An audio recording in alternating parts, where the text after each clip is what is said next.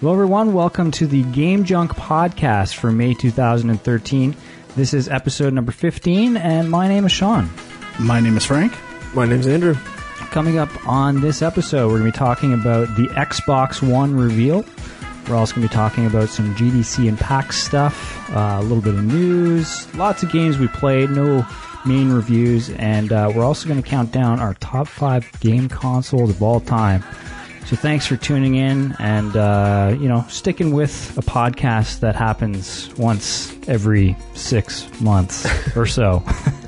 But exciting news. We have a very special guest to welcome to the show this time around. Our good friend Graham Smith from Drinkbox Studios, co-founder of Drinkbox Studios and producer on the recently released Guacamelee. Hey guys, thanks for having me on. Welcome to the show. Thanks a lot. So, disclaimer up front. We've worked with you. We're friends with you. We know you.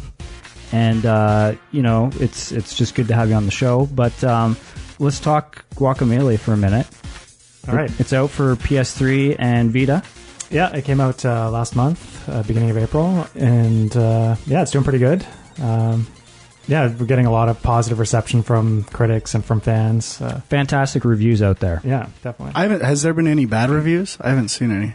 There's been reviews that were less good, but not really any bad reviews. Some people are picking on certain things about the game, but it's generally pretty good overall. Yeah, we're really happy.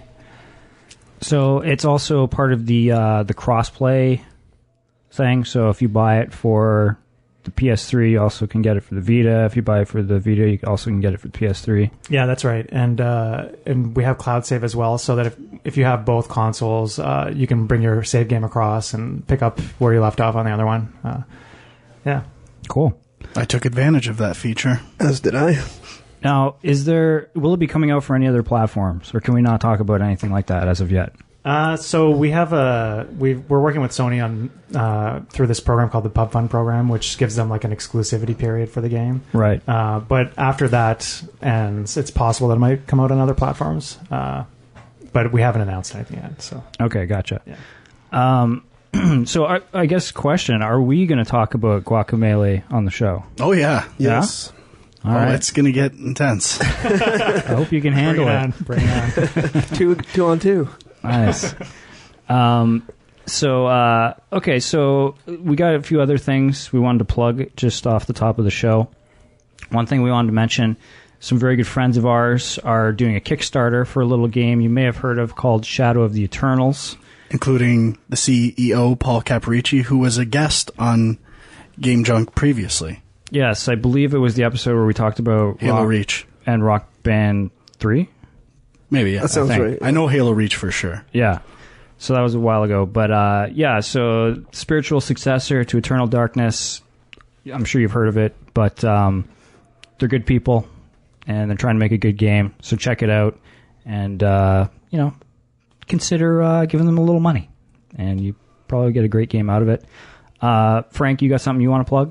Well, just a little information. Nothing out there yet. I've been working on a small game for Steam called Lost Orbit with some guys at Pixelnuts. Very limited capacity, but there's a Facebook page and a Twitter. Feel free to check it out. I'll provide links for the show notes, and we'll have updates coming as progress continues. Are you going to be doing a dev blog journal, daily dev blog journal? I will not be. That's too bad. My participation is weekly, so it'd be tough to do a daily dev blog. Okay, fair enough. Andrew? Yeah, so I talked a bit about it last show, I believe, but we're still working on Citizens of Earth. We had a demo out there at GDC, really well received. We also have a Facebook page, facebook.com/Citizens of Earth game. And check it out. It's going real well. Everything's progressing in the game, and looking forward to showing off the demo to more people. There's some YouTube videos out there of a couple people playing it, and a few impressions up, so check those out. Are there any Let's Play videos out there? There are actually. There's 2 of the first playthrough of our demo. Unfortunately, in both the demos, they hit a little snag, which we had not found before. So we're talking to those guys. We're going to get them a better build that they can play through. But nice. Yeah, a little embarrassing, but the game still shows really well, even though they hit a little bug here and there. Happens to the best of us. Trust me. I remember Andrew being quite critical of buggy games in the past, particularly Bethesda games. But the difference is this game Which I is hear you're still a big fan not of a now, final game. Bethesda games. This guy loves Bethesda all of a sudden. Love Bethesda. All right. Well, we'll talk about stuff we've been playing in a bit, but I think we got to start with the Xbox One, which I have to admit I missed the first 5 minutes or so of the press conference. I don't know if they really explained the naming. I'm assuming it's just because they're looking at it as like an all-in-one, device that does everything kind of thing. But I don't know. I thought it was a pretty bad name. I don't know. What do you guys think?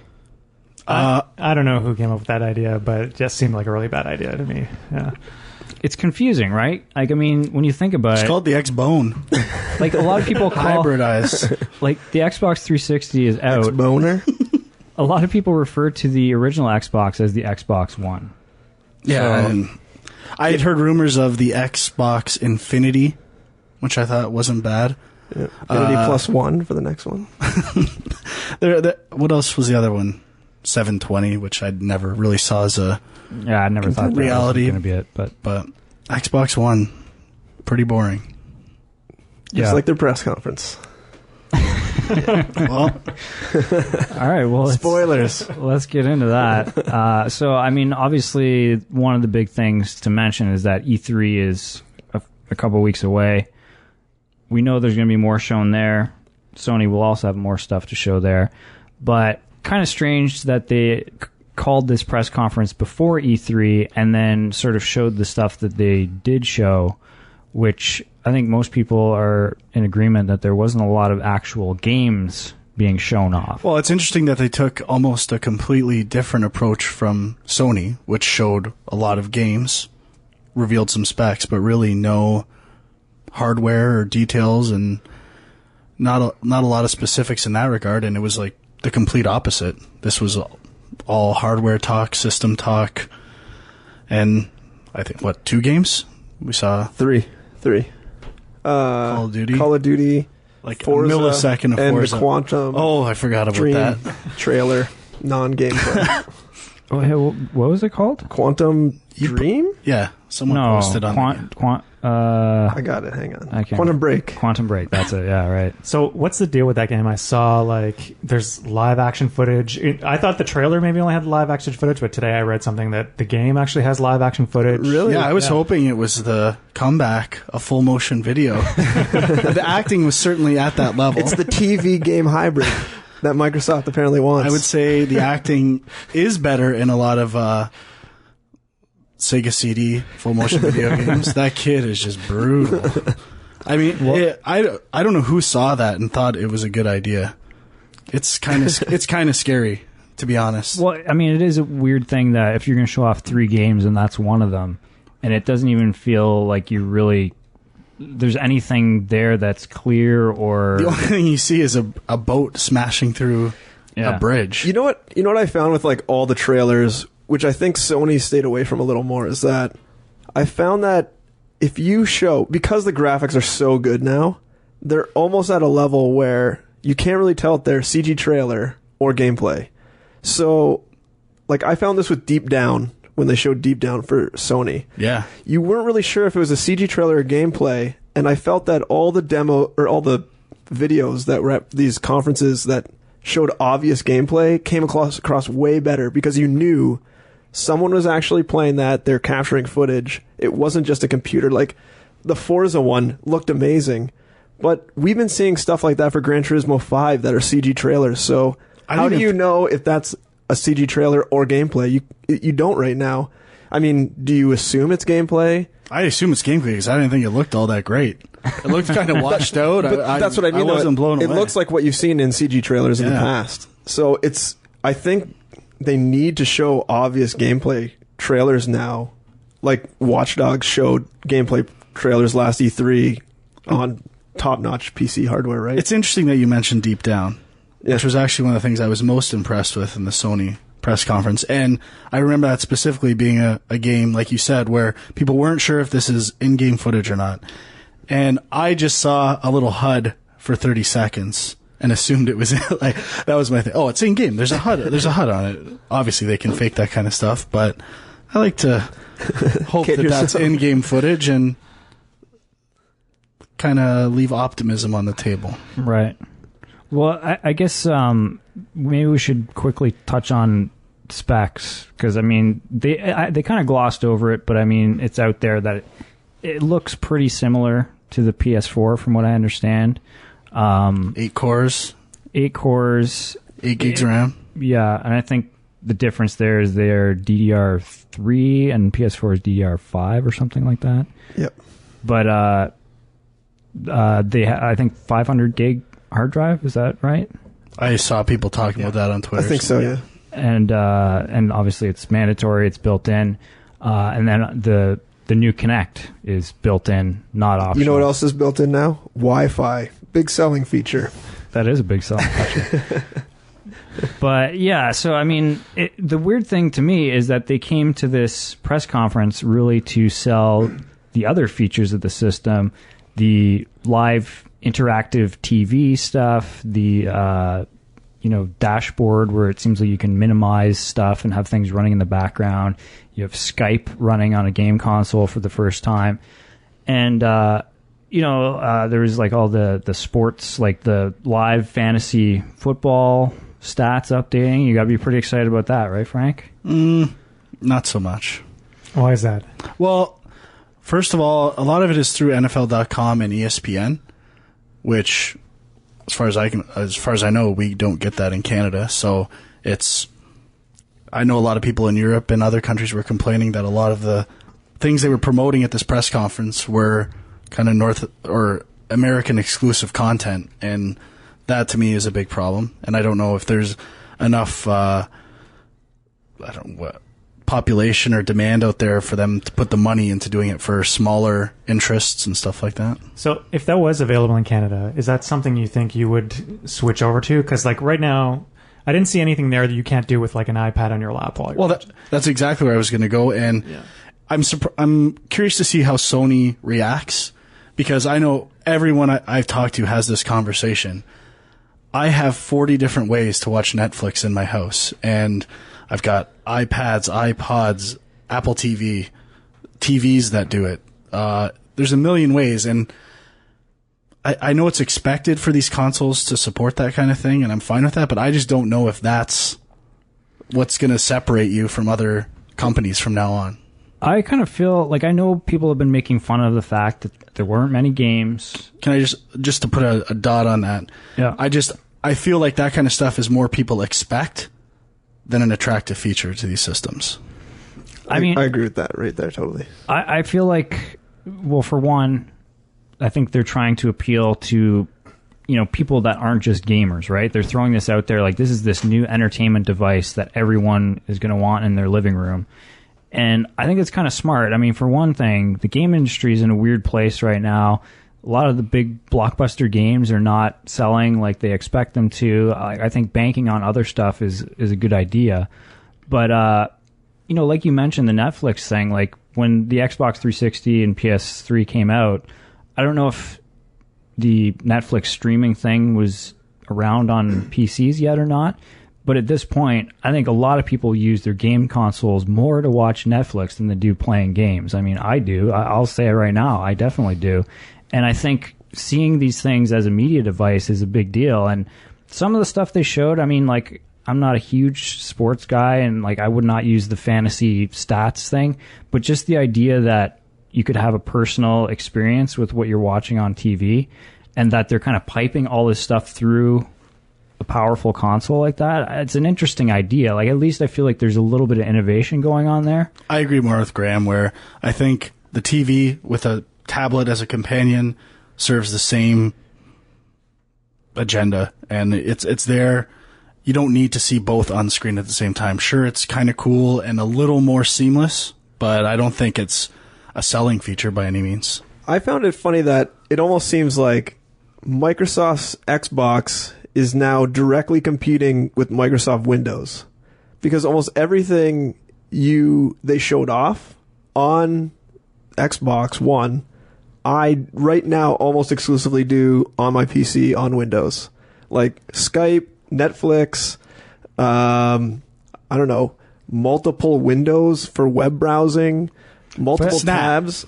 That's the thing. Like, a lot of people are saying, hey, just buy a PC. Why would I get an Xbox One? But I would say PCs are dead, man. Like, nobody uses... I don't use this thing except to record the podcast anymore. Like, people want a device that's just in their living room that's quick and easy. Is that the only thing you use it for? It's the only thing I use it for. I can think of one other thing I use my PC for. No, I've got other devices for that, trust me. But, yeah, I mean, like, I just don't see it as being something like... PCs are almost like a niche device now, I find. And, I mean, I could be wrong, and maybe there'll be an explosion, and the next gen will actually be PC gaming, but I doubt it. I've been talking to a lot of people in the industry who are more and more becoming strict, hardcore PC gamers. People we know and have worked with, and I'm finding the older gamers, probably the 30s market, is moving more to PC. Steam than I ever thought. I'm surprised. I'm still a console guy. I haven't made that transition, and I doubt I ever will. So it's interesting to me. Yeah, I just bought a new PC, and it arrived today, actually. Yeah? Whoa. Yeah, I'm backing this up right now. Interesting. Anything in particular you're looking forward to? My current computer is like a really crappy laptop, and I'm really looking forward to playing StarCraft 2 and Dota and those games, like checking those games out. I haven't played any of those yet, so that's one of the main reasons why I got it. Nice.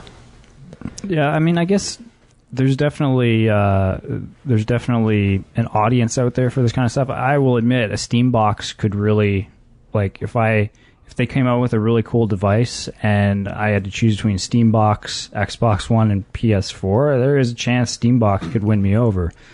Eventually you'd buy all three, though. Probably. Yeah. Let's be honest. But yeah, I just think it's so early to call this, and I do think that Microsoft is probably going to have some interesting exclusive games they're going to show off at E3, but they better. Well, there is the whole viral video that's been going around summarizing the Xbox press conference, which I think is pretty funny and accurate. And, yeah. Maybe I should play it here if I can find it real quick. Let's put in a clip here. It's hilarious. It's definitely making the rounds. I've had it sent to me by... I don't think it was on there. I think I emailed it to you. Someone put it in the comments. Oh, is that what it was? Yeah, right. Yeah. That was pretty funny. I've had it sent to me about 5 times already by people in the gaming industry and people who from my old jobs. Just before you click on that, I think it's funny that, to me, okay, 2 things. One, the look of it looks exactly like A, a PS3, or B, VCR. A Rogers Nextbox 2.0. Oh, the Nextbox connection is very It looks identical. I'm like, and it's funny that it's identical because literally it is like Nextbox 3.0, where you have to take a Rogers as a Canadian thing, so you'll have to, all other listeners will have to look it up, but it looks identical, and it's kind of like the next evolution in TV, which is like, I think I put a quote from the Microsoft press conference that was like, our mission is to transform television. Like, that was a quote from there. So obviously they want to get into this like cable box media thing that, right? Like, they want TV. They don't. It's almost like Microsoft is ignoring gamers and wanted to go back to like the people watching TV and get them involved, because the TV audience is so much bigger than the game audience. Even from what I've heard, the trends of television in the future have been almost the elimination of cable service providers. It would just be each network or publishing company providing their own like a whole bunch of Netflix exclusive content version of Netflix. So Hulu is kind of the NBC Universal one right now, and that's, people predicted Netflix would even go out of business because everyone would have their own proprietary exclusive content and would want you to have to use their stuff to get it. So it's just the idea of having a guide and still using traditional cable. I'm sure it's a bit in the future, but I don't watch that much TV. I watch 4 shows. Maybe one of them was part of the press conference. The Price is Right. It was targeted directly to you. It really was. And it was all downhill from there. That's for sure. Well, I think you're right that there... But if there was a CBS app that I could watch Price is Right on, I would pay for their service and cancel my cable box tomorrow. Yeah, well, like, it does feel a little bit like this is a stopgap solution where ultimately, yeah, all this stuff is just going to be online. So why are we even plugging this? Like, why is Microsoft going to the trouble to, you know, hook all this stuff up through your cable, like, to actually be a cable box, essentially? But maybe it's an important step. I'm not too sure. I did hear, though, that apparently because of the fact that there's so many different cable providers and, like you were saying, a lot of these features will only be available in North America to start with. But apparently there's another attachment you have to buy with the Xbox One, depending on who your cable provider is, to actually make this thing work, which is kind of annoying and potentially a problem. All right, let's listen to this thing real quick here. Ladies and gentlemen, introducing Xbox One. TV experience. TV and movies. TV. Xbox. Watch TV. TV. TV. TV. TV. TV. Watch TV. TV. TV. TV remote. TV experience. TV. TV. TV. TV. Sports TV. TV. TV. Anybody? TV. TV. TV. TV. TV. TV. TV. Xbox. Go home. TV, TV, TV, TV. Sports, sports, sports, sports, sports, sports, sports, sports. Sport, television. Television, TV, television. Television, television, television, TV, TV, TV. Xbox is about to become the next water cooler. Sports. Television, television. I'm thrilled to announce a live-action Halo television series. Television, TV, sports, sports, sport. Television, TV. TV, TV, TV. For Call of Duty. Call of Duty, Call of Duty, Call of Duty. An entirely new Call of Duty for the next generation. Call of Duty, Call of Duty, Call of Duty, Call of Duty, Call of Duty, Call of Duty. One of the fascinating new additions to your squad is a dog. This is someone you care about. Call of Duty, Call of Duty, Call of Duty, Call of Duty, Call of Duty, Call of Duty, Call of Duty. All of the new story element. Call of Duty, Call of Duty, Call of Duty, Call of Duty, Call of Duty, Call of Duty. Our new dog model is taken from high-resolution scans of an actual SEAL team service dog. Call of Duty, Call of Duty, Call of Duty. Xbox, go home. So that reminds me, did you guys hear the reports that some people who were watching this on their Xbox, who actually had a Kinect, like a current Kinect hooked up, that every time they said Xbox whatever, it was actually activating their system and shutting down their Makes system. Makes sense, yeah. I mean, it's kind of crazy when you think about it. Like, anybody could put up, you know, a video on YouTube and, like, secretly put in Xbox commands and fuck with your system. Like, what a terrible setup. But I think maybe not so much the PlayStation press conference, but this one for sure, I think is undermating the average person's adeptness for technology and their own ability to find ways to stream content, get content. I know friends of mine that, you know, figured out how to get US Netflix, and they're not technologically savvy at all. Like, people can find stuff that they want if they hear about it. People are not that dumb anymore. They can figure this stuff out for themselves. And to market things as this is the all-in-one solution, I think there's a lot of people who already have those solutions, and I don't know if that convenience would be enough to sell them on this. I think they need something more. Have any of you guys played around with this newer smart TVs or anything? I have. My Panasonic they're awful. They're awful? Yeah. Do they have any apps like Skype or Netflix or things like that built in? It has Skype. It doesn't have Netflix, and I don't think it has YouTube. But even in general, the interfaces are not smooth. And I think part of the problem with those too is that if you have like a sound system and a receiver and everything, then, you know, all this stuff is built into the TV. But if you want to pipe it back through your receiver, it's kind of that's pain true in too. the ass. Okay. But I will say, I think Skype on a game console is kind of a cool thing. Like, at the very least, it reminds me of Back to the Future 2. Like, we're getting close to having that video phone up there on your TV. I want the pizzas. the hydrator. I want that too. Yeah, because when I was watching the press conference, one of the things that was going through my head was, this is kind of stuff that should be built into my TV, not into my console. That's not what I'm going to a console for. Yeah, totally. Yeah, I was even just the Sony's kind of picture of where social gaming is going was more interesting to me than what they had to say here. At least that's a unique interface and an easy way to share with a gaming community rather than... I was surprised they didn't expand that much on Xbox Live. Well, maybe they are, but they didn't say much. And lots of servers. Yeah, the idea of evolutionary achievements, I don't know what that is yet, but that's piqued my interest slightly. They did a lot of stuff like that where they'd say like buzzwords and then not really explain what it was. I was trying to think what that would be, and I'm still not sure. Kind of like, I wrote down, like the Kinect stuff was really cool, but then they said it was like, there was instant response. I was like, well, I don't think that's exactly going to be correct. And then they also were like, yeah, on our new controller, we got a new D-pad and impulse triggers. And then they just like left it. And I'm like, what the hell's an impulse trigger? Well, that's interesting to me. I thought they said. They said, or you can provide force feedback specifically just to the triggers. Oh, okay, maybe that does this. That rings a bell, yeah. What did you guys think of the controller in general? I've always been a big fan of the Xbox controller, so... Yeah, it looks gorgeous, actually. Ooh, yeah. High praise. Yeah. Well, I guess one thing we should probably talk about, a few things we should talk about are the things that they didn't talk about at the press conference but have come out since. And obviously, there's a big deal being made about the used game stuff and the always-on internet connection requirements, which they haven't really clarified, but it seems like both are potentially a part of this console. Like, when I say used game stuff, I mean no used games, basically. Like, it sounds like every game, if you buy a retail game, it has to be installed to the hard drive, which they claim is because, then you can quickly play it without having to put the disc in or any of that stuff.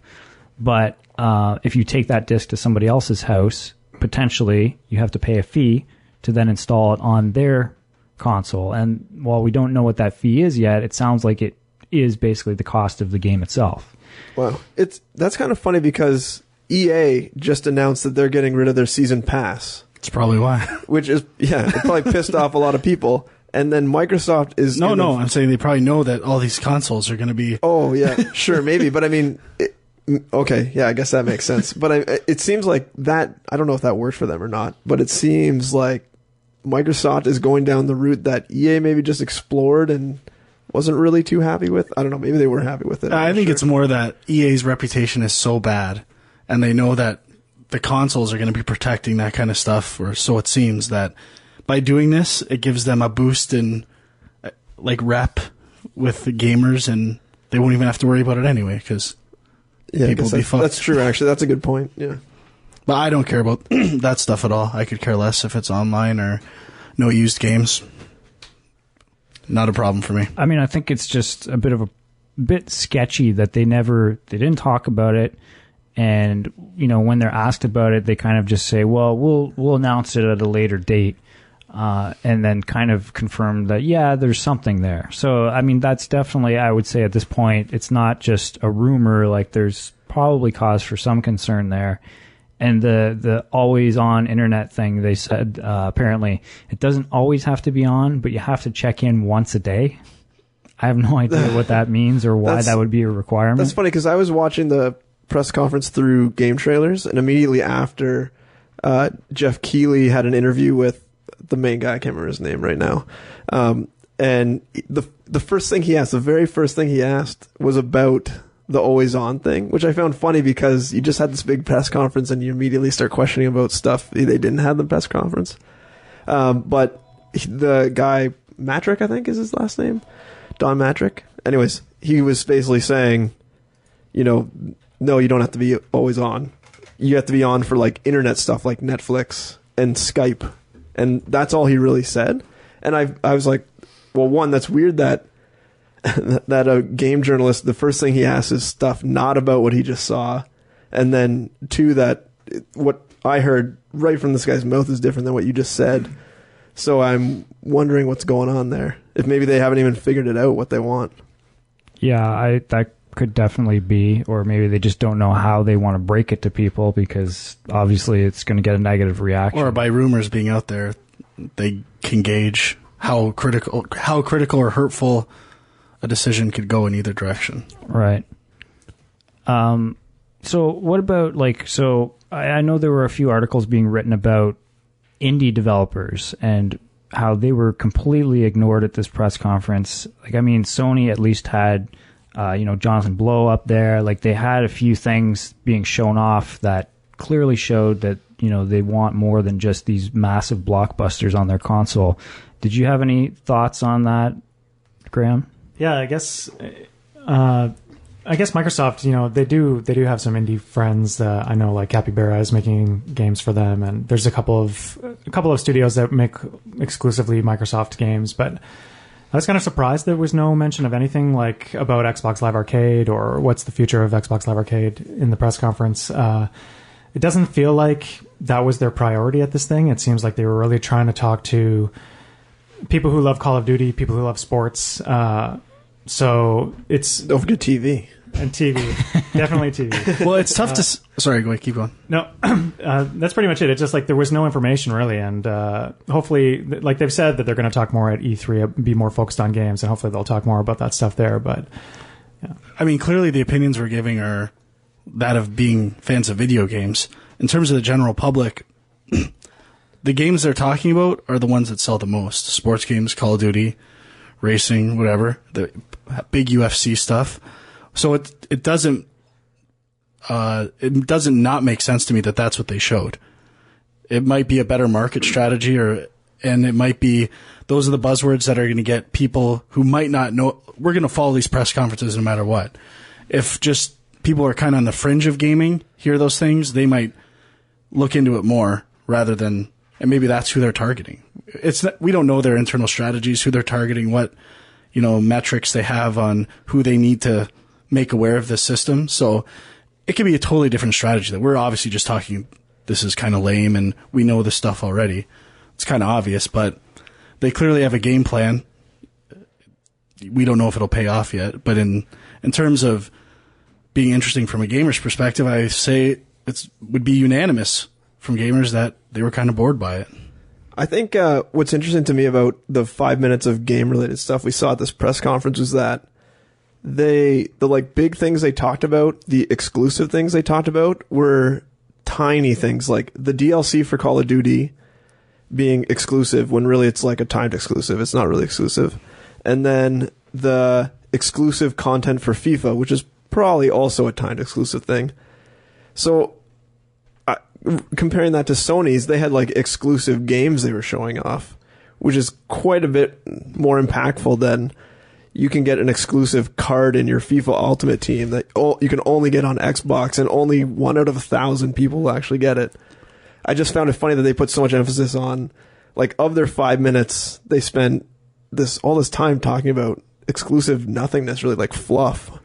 Yeah, I can't believe there was no Gears of War or Halo other than the Halo TV series, or even a new epic title. But that's why I respect the PlayStation one so much. Is I know we kind of made fun of Knack and stuff is that what it was called? Yeah. But at least I'll give them credit. I'm curious about the game, and it's something completely different. And some of the other games were new takes on franchises. The Jonathan Blow game, just totally different stuff that at least they're trying something new. And they're always going to have their exclusive stuff that is going to come out, and people are kind of aware of it. So at least I was somewhat interested and curious after the PlayStation press conference, where this one, it was just a complete downer. Yeah, well, it did occur to me, as I was watching some of the EA presentation, I was thinking, is there anything they could show me that would actually get me really excited? I thought the same thing, and what came to your mind? Nothing. No? Anyone? No. I thought maybe Knights of the Old Republic. I was hoping for Shadow Complex 2. Fair enough. But I wasn't even thinking in terms of specific games. I was just okay, you're showing me what the next generation of sports games are going to be. What can impress me? And I just think we're past that. Gameplay footage? Well, maybe, but I think we're past that point where, the graphics are a little bit better, and wow, it's that much more realistic. Like, it's so incremental at this point that it's not that big of a deal. And I'm more excited about the Jonathan Blow game. Like, show me something completely different. I can name one thing out of any system, any manufacturer that would intrigue you. The only thing that might intrigue you, and you know what it is. What? A new 2D Metroid. Well, I didn't expect to see that. No, obviously, you're not going to see that at Xbox, but right. I think that's the only thing anywhere that would make you excited. Yeah. I don't think so. I mean, you're talking about NAC, stuff like that. I'm interested in. When Wii U got announced, I was like, "You gonna get one, man?" He's like, "I don't know." What if they had a 2D Metroid? Well, I'd probably pick one up. I will definitely admit to that, but I'm just saying, like, when you see presentations for new consoles, we've talked about it before, usually that's the best time to launch new IP. And so far, it hasn't really been happening that much. I mean, the Sony one had some stuff in there, but there's nothing, like Watch Dogs is the only thing that immediately comes to my mind as, like, something that's on the new consoles, that's a new franchise that looks exciting. And I mean, that's not exclusive to any one console, but I mean, the one thing I was surprised about, actually talking about the Call of Duty thing, I totally thought there was these rumors going around that they have an exclusive on Respawn, the next, like the people who left Infinity Ward and formed their own studio. I thought that's what they were going to announce. I thought I read that too, yeah. But they didn't. They just went to Call of Duty, which is going to be on the PS4 as well. So it's strange. Like, they're highlighting these games, which obviously they're the biggest sellers on any. Yeah, Forza is the only exclusive, true exclusive that they showed. Right. And Sony has their own version of that too, right? Yeah. And a new thing. They got that, new racing game they announced too. Oh, yeah. On top of Gran Turismo. Can't remember what it's called. Yeah. The only thing that it has me even remotely interested is that Rare is going to announce a historic franchise, a revamping of that at E3. So that's the only thing I'm holding on to at this point. If it's a Banjo-Kazooie game, I'm suspecting it's a Battletoads game, but that's... What? Yeah. Conker's bad for a day. Blast Corps. Now, is Battletoads owned by Trade West? Does anyone know if they own the intellectual property? I don't think so, right? Because there was an EA arcade game with Battletoads. No idea. I don't know. But that's the one I think it's going to be, and I think it's going to be in the style of maybe Arkham City, Arkham City's version of... Because do you remember when people were talking... Well, the rumor was there was a Ninja Turtles version of Arkham City being made by Rocksteady. Is that right? Did I say that? Yep. Okay. And everyone was losing their shit over it. Right. I mean, Battletoads isn't as good. I mean, but Battletoads is not... In my opinion, it's better. I'd be more excited for Battletoads than Turtles. Is an exciting game property, but it's not an exciting entertainment property. There's not really a story there to... Don't be so sure. Okay. I mean, maybe. If Battletoads happened, I think it would just be like a downloadable... Xbox Live or PSN game. I think it's going to be a Viva Pinata TV series that they announced. That already happened. A TV series? Yeah, there was a cartoon already. Exclusive to Xbox? Well, it was on YTV and stuff. Oh, damn. I do love Viva Pinata, though. It's really good. Okay. I miss Rare. I hope they do announce something good. Was there anything else? Like, I feel like... There was nothing in this press conference. Yeah, I mean, there's not a ton of stuff to talk about. But there's the backwards compatibility stuff. Oh, yeah, I guess that's... Yeah, that's another thing I was a little bit disappointed about. Like, I wanted to be able to at least play my old downloaded games. Yeah, I guess Sony also has a similar problem, but they potentially have some solution with Gaikai streaming or something that they're working on. Yeah, and Microsoft did announce they have cloud technology stuff, but they didn't announce any streaming game stuff. Yeah, that's right. So. And Sony's actually been good about PS1 classics and Vita games that you downloaded working on the Vita. Yeah. And at least it seems there's a bit of a focus on that stuff rather than just, no. You mean games you download on the PSP work on the Vita? Yeah, or on... Or PS1. Or PS1. PS1 classics I downloaded on my PS3. Right. I found it funny overall that, in general, like, Microsoft's press conference was on one end of the extreme of the spectrum. Like, they were totally focused on social and non-gaming, and then Sony was pretty much focused on gaming. And it's just so funny because all the stuff Microsoft talked about, I almost just assume is going to be there.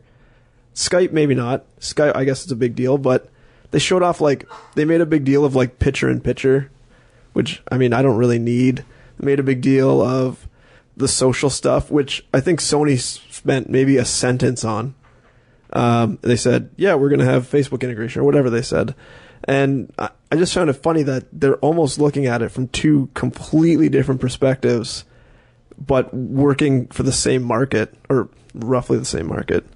I just don't know. It's interesting to see how it's going to play out in the coming months. Yeah, I mean, the only thing I would say is, like I guess we can say which one we think we would buy first or which one we think is the strongest currently. I mean, if I had to choose right now, I would buy a PS4, but the honest answer is whichever one comes out first. That's a good point. They didn't announce a release date, but I would just say, like, I wouldn't count Microsoft out yet. Like, I don't think they're stupid. I think they are laying out the broad sort of like stuff that the mainstream people want to hear about right now, and I think they're going to have stuff for hardcore gamers too. But I mean, it's so hard to say right now. I like some of the stuff, the TV stuff that they're showing off. Like, it could be complete garbage. It could be completely useless. Something that nobody wants, or it could be something that changes how people watch TV, and it could be something that everybody wants. I'm not sure right now, but I'm still open to seeing what it's all about, I guess. What do you guys think? If you had to pick one right now, PS4 all the way, but. I'm already a Sony PS4. fanboy, so. Yeah, same here, PS4. I think, like, it seems like this press conference was almost like they're trying to expand their market or something. Like, they're trying to break through out of gamers into non-gamers, and I'm hoping at E3 they can swing me, but right now I feel like PS4 has got me a lot more excited than the Xbox. I wonder if because it was on Spike, they were, like, trying to cater to, like, whatever Spike's market is, if it's like probably 30 to 40-year-olds. I wonder if they're trying to appeal to them. Like, you can watch sports and whatever TV you want on this thing. Yeah, that's kind of what I was saying before. Probably what they play Call of for. Duty, they play sports games. Yeah. So that's probably like the Spike market. So this is probably like totally tailored to Spike TV. Yeah, there's clearly a strategy with the press conference. So we'll just have to see if it pays off. All I can say is when I started just going for trophies about a year and 2 months ago, was probably the best decision I ever made. It was kind of when I committed to Blu-ray 2 months into the format wars. Or right what would you call? What was that called? Was it? Yeah, format high def wars. I committed to Blu-ray early, and I made the right decision. Frank's committing to PS4 early. Ooh. I have a pretty good track record. 1 for 1. You might want to get on board. Should we mention the stocks? The stock values. Yeah. What happened? Like, immediately after the Microsoft press conference, Microsoft stock went down like 0.5% or something, but then Sony stock rose 8%. They just skyrocketed. But wasn't there also something else? I can't remember what it was. They were talking about they're splitting some division into two pieces or something. Microsoft was? No, Sony was. Oh. And it was like a good business decision. Both things happened at the same time, so it's not clear. And on top of that, there's such small fractions of those companies. I don't think, like, when you said 0.5%. Yeah, that's nothing. That seems more in line of what I would expect the impact of one of these press conferences. Yeah, it wasn't really the Microsoft going down, but it was the Sony going up so much that seemed telling that maybe everyone's putting their chips in the Sony bin. Well, I would have to look at what Nintendo did that day too. Yeah, I don't know. But it's not like Nintendo. If Nintendo has a bad press conference, that's when you see huge hits. Like, their whole business is gaming. So yeah. I don't know. I actually am starting to get more excited about Nintendo as of late. And even, like, we'll see what happens with the Sony press conference, but the Xbox, nothing's really got me excited. But some of the Nintendo Direct and exclusive games there, like even Pikmin 3 looks awesome. Have you been following those, like, when did they come out? Just the wrap-ups, really. I haven't been watching them. But I don't know. I'm excited for Nintendo exclusive stuff, and I just don't know if they're prepared to take advantage of the kind of the duds that are being laid right now. I don't think, it feels like everyone is not prepared for this at all. They were doing so well, and I think they all saw that the industry was kind of in flux and no one knew where it was going, but they just got to a point where, well, we got to do something, so people expect it, and maybe that's a way to make money just by having a new console. Well, it is interesting that, with all this stuff happening, something like a Steam box or OUYA or something could just come in and totally change everything. I mean, I don't necessarily think either one of those will, but it's definitely possible right now. Should we, before we leave the Xbox reveal, should we talk about Call of Duty Ghosts at all? Go a little more in depth about that? I didn't see a whole lot to make it seem any different than a better looking version of Call of Duty. I just felt that it was almost like they were trying too hard. It was like Microsoft needed to fill whatever it was, 10, 15 minutes of time, and they were just like searching for anything they could, like the dog thing. Fish AI. It was the fish AI. Like, come on now, fish AI. They also were like, yeah, we got Sub D. I'm like, Sub D. I looked. The first article that it's Subdivision Surfaces. The first article was in 1977 for Subdivision Surfaces. I'm like, yeah, I'm pretty sure I've experimented with that like years ago when we were at SK, and it's not super cutting edge. I'm sure tons of other games have it right now. Well, it was the high-res textures that they mentioned 5 times comparing models. Look at this high-res texture. Look at this face. Are you kidding me? Those arms look really cool. Hey, man, they got will look Stephen Gaghan writing the script. That's all I care about. You don't care about the dog actor? Didn't you see the live-action dog footage? It was an impressive dog. I will give him that. What I did find interesting and kind of cool, not in a I want to play this game kind of cool, the way the game looks, Call of Duty looks, the new one, it really does look like a next-gen version of Call of Duty. They've kept their art principles, the style, the animation. It really looks similar. Normally there's kind of a jump from generations, and even a game that you liked in one generation looks a little different in the next generation. It really just looks like a blown-out version of the same game, which I kind of like. It keeps the series going. And trilogy cred. On that note, I'm a little not concerned, but interested to see how people react to now the ultra high res violence that's going to come out of these Call of Duty games, because they even showed, I don't know if you guys noticed, but one of their like wireframe, they had like a wireframe video, and it was of a guy stabbing another guy in the neck. And I was like, yeah, if you get that close and it looks that good, like, I mean, the arms they showed looked like real arms, let's be honest. Now, you have a real looking guy getting stabbed in the neck with real blood shooting out. I'm sure that's going to rub people a lot worse than it does already, and it already makes people upset. I thought you were going to say he had a wireframe cock flapping around. Oh, you didn't see that? That was there too. Was it? I didn't see that. Just new cock physics. It's like the boob physics. Stepping it up. That's what the next gen offers. So, anything else about the Xbox One that you guys want to talk about? No. I can't really think of anything else right now. Oddworld Munch's Odyssey, Project Gotham Racing, some other good Xbox One games, Jet Set Radio Future. Yep. Xbox the first.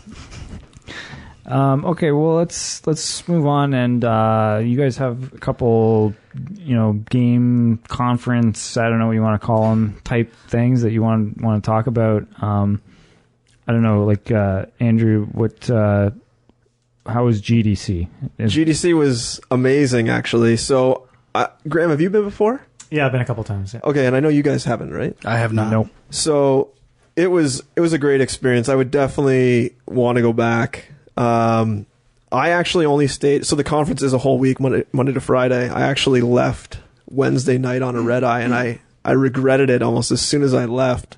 You're just around so many awesome people, and it's pretty amazing because I've bounced around a few companies now, so I know people have spread out everywhere. And like I ran into like Skakel and who's at Blizzard now on the show floor, just randomly walking around. And it's amazing to just run into like random people you used to work with who are now on the other side of the country, basically. And just seeing all the talks of people you see on videos and interviewed and stuff like that. It's pretty interesting, and you can go pick their brains, and they're really like open to talking to you. It's just a great experience overall. And if you guys ever get a chance, definitely go. A little pricey, but don't stay in the Tenderloin district. My biggest reservation about GDC's PAX and stuff like that is kind of what we talk about on Film Junk sometimes, the Midnight Madness version of movies and those crowds. And Things get overhyped. I'm a little worried it'd be too much nerding out, and yeah, you hate it when too many people love something. Yeah, it's I don't know. There is some of that around. I don't want to like name names, but there are certain groups that tend to go a little overboard, and you just stay away from them, and you leave their talks. You just walk out when they're going a little too off the deep end. But I'd still love to go one time though. Now, is GDC, like, you would recommend it for people in the industry? Yes, only really. It's not really useful for, like, so the first 2 days I attended mainly, I bounced back and forth between lectures for, they called the AI Summit, which focused completely on artificial intelligence, and then also the indie, which is more indie games, mainly talks about how indie developers made their game and pitfalls they ran into and things like that. So not super informative, more of a look out for these pitfall type thing. But the AI one, after doing AI for so long now and have been watching GDC videos over the years, it was still a good refresher, but a lot of the stuff they talked about I've either experimented with or read in depth about. So it wasn't really the, oh wow, that's amazing feeling that I got in the past. But it was nice to like be there and see these people doing their talks. From some of the GDC videos I've watched, they're really good at summarizing a lot of cool ideas in one presentation and visualizing them with debug tools. Yes. Yeah, and that's the cool part. The stuff works, and they've developed it, and they've developed it well because they have all these tools, to show their heat maps or whatever of like how everything affects as it's going through the level, which is really interesting and how you get really cool AI. But the steps from idea to that are really complicated in between. So if you sit down to do a project like that, you got to really be prepared to put in a lot of time to do that. And it's not something you could just jump into. You got to do a lot of reading, a lot of research. So still really interesting though. I know, like, sort of trade shows in general have this reputation. Like, I'm not talking about game industry, I'm talking about any industry. They have this reputation where people come and give talks, and a lot of times it's just them kind of promoting themselves, but not really giving you good information, or, just information you could get anywhere. Would you say that this is not that? This is actually really good stuff? It's definitely better. I found there were certain, like, some of the indie talks were kind of like that. I mean, I wouldn't say they were promoting like shameless plugs constantly, but they weren't really giving you useful information. They were talking about their process, which was very specific to their situation in their studio, which probably doesn't go over to really, it doesn't transfer to anything helpful. But there was a few really neat talks I saw. One guy was talking about how he came up being a toy maker, the guy who made Spelunky. And he grew up and he learned all this design from designing kid toys out of wooden blocks and stuff. And it was a really interesting talk. And really had nothing to do with Spelunky. He just had made Spelunky, and that's how he basically got into the talk. But it was really interesting. But it's definitely not shameless plugs. Like, the AI has nothing to do with shameless plugs. They basically give them like 15, 20 minutes of, here, quickly go into depth about your one thing, and then move on to someone else in like an hour session. So it's definitely not shameless plugs. And there's also a show floor section. I've never been to an E3, but I imagine it's not really like the bells and whistles of an E3, but everyone has a booth. Like, Drinkbox had a booth with Guacamelee on it, and it was in a big indie, do you know what it was officially called? The Indie Festival? Yeah, that was the IGF. Yeah, the IGF. Yeah. So they had their own little section on the show floor. So all of the big indie games were in this one specific area. Everyone was there. It was probably the busiest spot in the whole show floor, but most of the show floor is actually dedicated to companies recruiting and other companies trying to sell you things. So like Handsoft was there. Good old handsaw. Yeah. Perforce? Yeah, Perforce was there. Lots of like developer tools. And were they like, handing out like airplanes, little wooden Havoc? airplanes? I don't know. I don't recall seeing Havoc. Wise? Yeah, I don't know. I don't Go through the list. But I mean, like Scale form? and then there was other things like Anarch? like Sheridan College was there trying to recruit people to go to school for the animation program. Right. So there's like a wide range of, or they're promoting the game program they now have, but wide range of people. It wasn't just all games. And then they had another, I think it's called GDC Play, which was basically like you paid for a booth area and you were able to show off your game to people. So there was a lot of ranges from indie developers to like more serious developers in there as well. Well, I shouldn't say more serious, but larger teamed developing houses. Right. Yeah. And I didn't go to too many parties, but they're a lot of fun, obviously. I went to a few press events showing off Citizens of Earth, which is a lot of fun. The only problem is I have an issue with draft beer, and I had 1 pint of draft beer and was completely hungover the next day, which really was not a lot of fun. 1 little pint screwed me. I was desperate. You're a pussy. Could give me a 26er of rye, would have been fine. But this 1 little pint of glass beer. But yeah, it's always fun to get randomly awoken from a complete hungover nap saying you have to run to an interview in half an hour. So that's always a fun time. So the GameSpot interview you guys did is up. Yeah, that's the one where I'm completely hungover.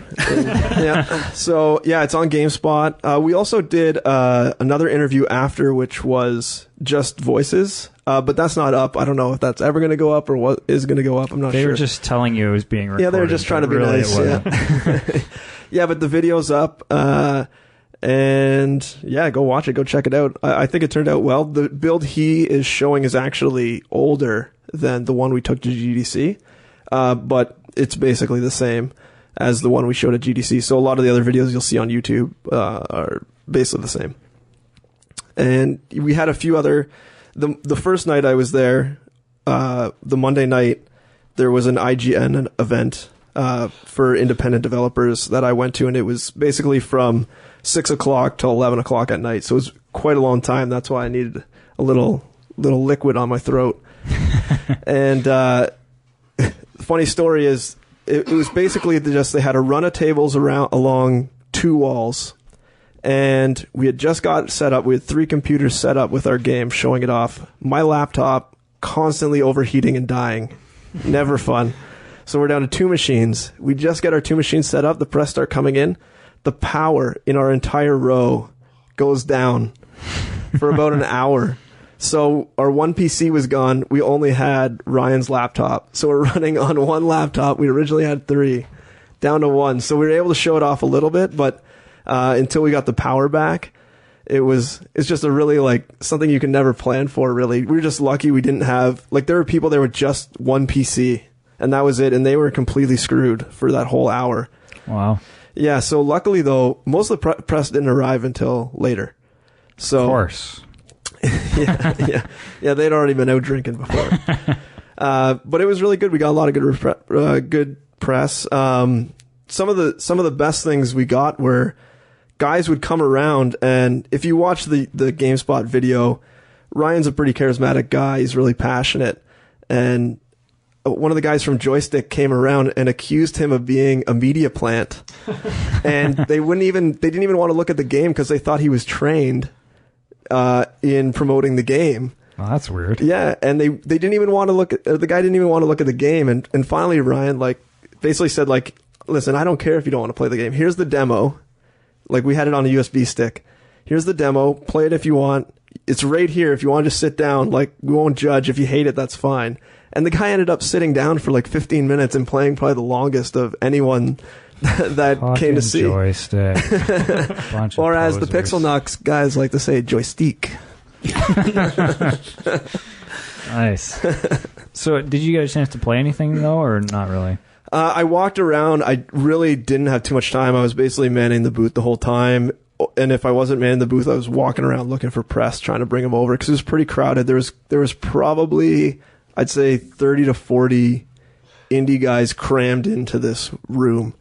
Well, I guess it was a pretty big room, but still, it was quite a lot, and it was really jammed, and it was really interesting to see the cross section, because there's guys that are there showing off a game but getting completely bombed, and then there's Ryan and I who are completely serious, having like 1 or 2 beers, but constantly going out trying to bring press back to show the game off to, and there's guys like 10 feet away from us playing drinking games like right beside us. We're like, you guys are totally missing the point of this indie presser, but I don't know, to each his own, I guess. Whatever you want to do. Okay. Yeah, a lot of fun though. I recommend it to anyone in the industry to definitely go check out GDC, because it's well worth it. Okay, cool. So then on the flip side, we've got PAX. Yeah, PAX is a very different beast than GDC. It's much more open and friendly to non-game developers. In fact, the primary people who go there are just gamers, and not just video gamers, but like tabletop gamers or people who love, I don't know, Magic the Gathering. LARPers, yeah. You see a lot of cosplay on the show floor. There's media there too, so... So yeah, I went to PAX East. It was like right before GDC. They were back to back this year, and that's the main reason why I didn't end up. I saw a few people that did the double shift. They came from East Coast PAX East to West Coast GDC. They were just dead, absolutely dead. Yeah, that's a killer combination, I think. Yeah, so I spent most of the time working at our Drinkbox booth. We organized this really big collaboration with other indies. Well, not we. Kelly Wallach did it. It's called the Indie Mega Booth. So there was like 25 indie companies all in one section of the PAX floor. The biggest booth on the PAX floor was this Indie Mega Booth. And so I spent most of my time just talking to press and talking to people who were coming through to play our game, Guacamelee. But once in a while I got to go out and explore, and I guess the most fun thing I have at these shows, PAX specifically, is just like trying to find new things that I haven't heard of. I didn't know there was a Ducktales game. Well, it was announced there, I believe. Yeah, so I showed up and I started setting up the booth, and just across like 20 feet away, I see Ducktales. I'm like, whoa, what is this? This is pretty awesome. And Dive Kick, that's the first time Dive Kick was out. That was a huge hit. Yeah. So every time someone would come by our booth, I would just ask them, hey, what's cool on the show floor that you've seen? And everyone was saying Dive Kick. And that game had a huge crowd around it the whole time. So what is Dive Kick? I've heard of it, but like I don't... So the way they try and sell Dive Kick is it's a fighting game, but like scaled back just to the essence. So you have 2 buttons, and they use these giant oversized buttons like kind of jokingly, and one of them says dive on it and one of them says kick on it.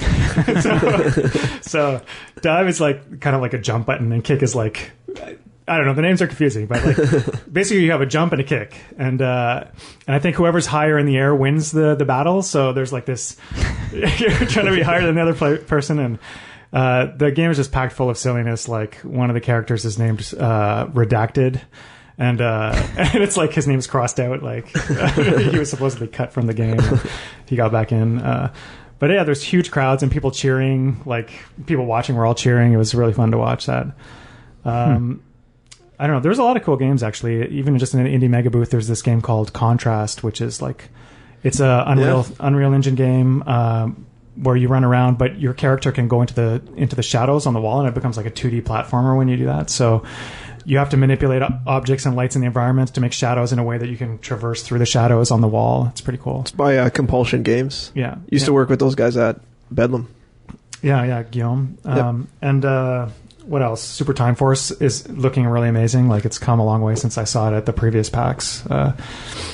Yeah, DuckTales was really fun. And like after the show floor shuts down, you can walk around and play games too. On the first night, they're giving out free drinks to all the people who are showing, and we were drinking and playing a lot of Battle Block Theater, which was actually a lot of fun. I haven't played it since it's come out, but I was having a lot of fun there at that game. Yeah, and I don't know. It's definitely a much more accessible show than GDC is probably for most of the listeners. Yeah. Except that the tickets sell out real fast. Yeah, if you want to get like an all access pass for the whole weekend, you gotta buy it like right away. I think there's 3 PAX shows now, right? PAX East, PAX Prime, which is Seattle. Yeah. And there's one other one, I think, right? Australia. Yeah. Australia. They opened one in Australia. I thought there was another one in like Houston or something, but I guess... Yeah, so the next PAX is going to be in Seattle near the end of August, but I think it's already sold out. Yeah. It does kind of remind me of like a film festival for games kind of thing, where you just basically come and get to play, get first crack at playing these games that aren't out yet. And yeah. That's really just a small part of it, though. Like when the show, the main floor shuts down at night, they put barriers up so you can't get into that part. But the rest of the convention center stays open, and all night people are playing games like tournament style. There's like just walking around some of the rooms up there. They have like SNES is hooked up, and people are playing competitive Super Mario speedruns and anything you can think of. There's like beanbag chair sections that are everyone just sitting playing DS games and. It's just a really weird and awesome environment. I think it's amazing how that has exploded. Like PAX East is just, PAX in general, any PAX is just huge. I think like PAX Prime sold out in like under a day or something. Yeah. Like it was ridiculous how quick, and it's not a small place. There's tons of tickets, so. Yeah. I mean, I don't know a ton about it, but it seems like it's because it's very much for the gamers. It's not an industry thing, and it's just open, and it's something that they're encouraging anyone to come and play whatever the hell they want. And it's not about these companies coming and just trying to show you like what they're trying to sell you this year or whatever, like, because that's basically what E3 is and what some of these other ones have been for years. So yeah, I don't know. It seems kind of refreshing, actually. People aren't trying to force anything down your throat. It's just kind of there if you want it or not. Yeah, it's like another Comic-Con, basically, but for gamers, I guess, or something like that. Okay, cool. So, I guess we should talk a little bit about some news stuff. And I guess we might as well talk a little more about the Ducktales thing, because that to me was huge news, because like lots of these, older games from the 80s are being remade and whatnot, but I mean, I never thought Ducktales would be one of them, because it's a licensed game. It's tied to this property that's kind of dated now. It just, you never would think that that's something they would bring back. But I mean, I'm hearing great things about it. Yeah. Like, is it like a straight up remake, or like, I guess they're adding some stuff to it as well to make it longer? Yeah, I didn't play it for too long, but it seems like it's definitely true to the original. Just like it has better graphics, but it's it kind of, the thing about this game that kind of blew me away also was just the surprise of it, because like I wasn't, I'm a big fan of platformers, and I wasn't expecting this at all. And it was a game that I loved playing back in the day, but like never think about it nowadays, and just like having it come back like out of nowhere was kind of a cool thing. Yeah. Are you guys excited? I'd be more excited if it was Chip and Dale Rescue Rangers, but you never know. I'm Tailspin, maybe? Tailspin? Yeah, I'm excited. I'm excited if this game does well. The chain reaction that could take place. So definitely. I'm surprised Capcom hasn't done more like reskinning of Mega Man games in the same vein as DuckTales. Like, to me, that seems those would sell really well. I guess they might sell really well just selling them as the NES versions, like they're doing on the 3DS shop and starting to do on the Wii U Virtual Console as well. But to me, that would be a big deal if they did that. You mean like up-res Mega Man 1 and 2 kind of thing? Yeah. Or like the 2.5D version. The thing is, like, generally, I don't like the upgraded. Like, I want to see the original graphics. I mean, like, from what I'm hearing, the DuckTales one actually looks really good. So that's why I'm curious to see what they do with it. Well, even on Vita, they did Maverick Hunter, so remaking Mega Man X in 2.5D, and I thought that was awesome. I'm all for that kind of stuff. I love. It'd be weird if all that gaming did was kind of take advantage of new graphics to remake old games. I'd probably still play games the same amount. Oh, yeah. Like, that's what I play mostly, I would say. That's why Nintendo is still in business. That's why you platinum Guacamelee. Not yet. Oh, no? I thought I saw you did. No. Getting there. Well, we have a junk mail that may be related to that. But so I guess we got to talk about the whole LucasArts thing, because that happened in between the last podcast and this podcast. And I think that was a pretty huge deal. Like, I mean, we all knew that Disney bought Lucasfilm, and I guess LucasArts was apparently part of that deal, but at the time there was no real talk about what that meant or what they were going to do with some of the games that were in development. And then pretty much they just decided to shut it all down because they're not interested in games. And in particular, there was the Star Wars, was it 1313? Is that what it's called? Yeah, I think or so, 1313, I don't know. But that a lot of people were really looking forward to that game, and then it sounded like it was just done. They were just shutting it down, and that was it. But then a few weeks later, they announced that EA had actually acquired the rights to Star Wars and will be taking over Star Wars games. Now, did they actually say if any of those ones that were in development are going to be saved? I thought they did, but I don't know for sure. I thought the opposite. I thought I heard 1313 is done. It's still done? Because they were trying to say, it was actually... They kind of had this, what would you call it, obituary almost, and were saying, it would have been a Boba Fett game, which they hadn't released yet, and all this other stuff. So I don't think that's happening. Well, so any thoughts on this from you guys? Have they said anything about it? What studios would actually be doing any of this work yet? I don't think so. I'm guessing. I saw some. I can't remember who on the top of my head, but I thought I did see it released somewhere. And I remember thinking that the studios had some pretty good pedigree behind them. I think most people were just assuming it would be like BioWare and some other companies that... Well, like if they put... I think one of them was the guys who do Battlefront. Battlefront, that's right. Yeah, right? Actually, I did hear some people saying that. And Battlefield. And the rumor would be like a Frostbite version of Battlefront, which I think would be pretty incredible. But those guys must be so taxed.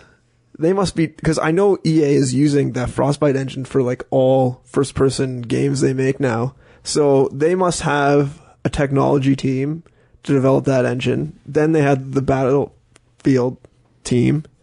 Then they're going to have the Star Wars team. That's a lot of guys to be managing and keeping track of. And I'm sure they have other properties on the go too.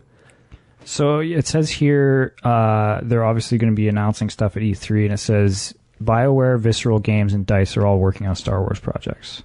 Like Visceral, they did Dead Space, right? So yeah, if they can make some sort of Star Wars horror game spin-off, that would be pretty cool. Man. Shadows of the Empire remake? Look out. Interesting.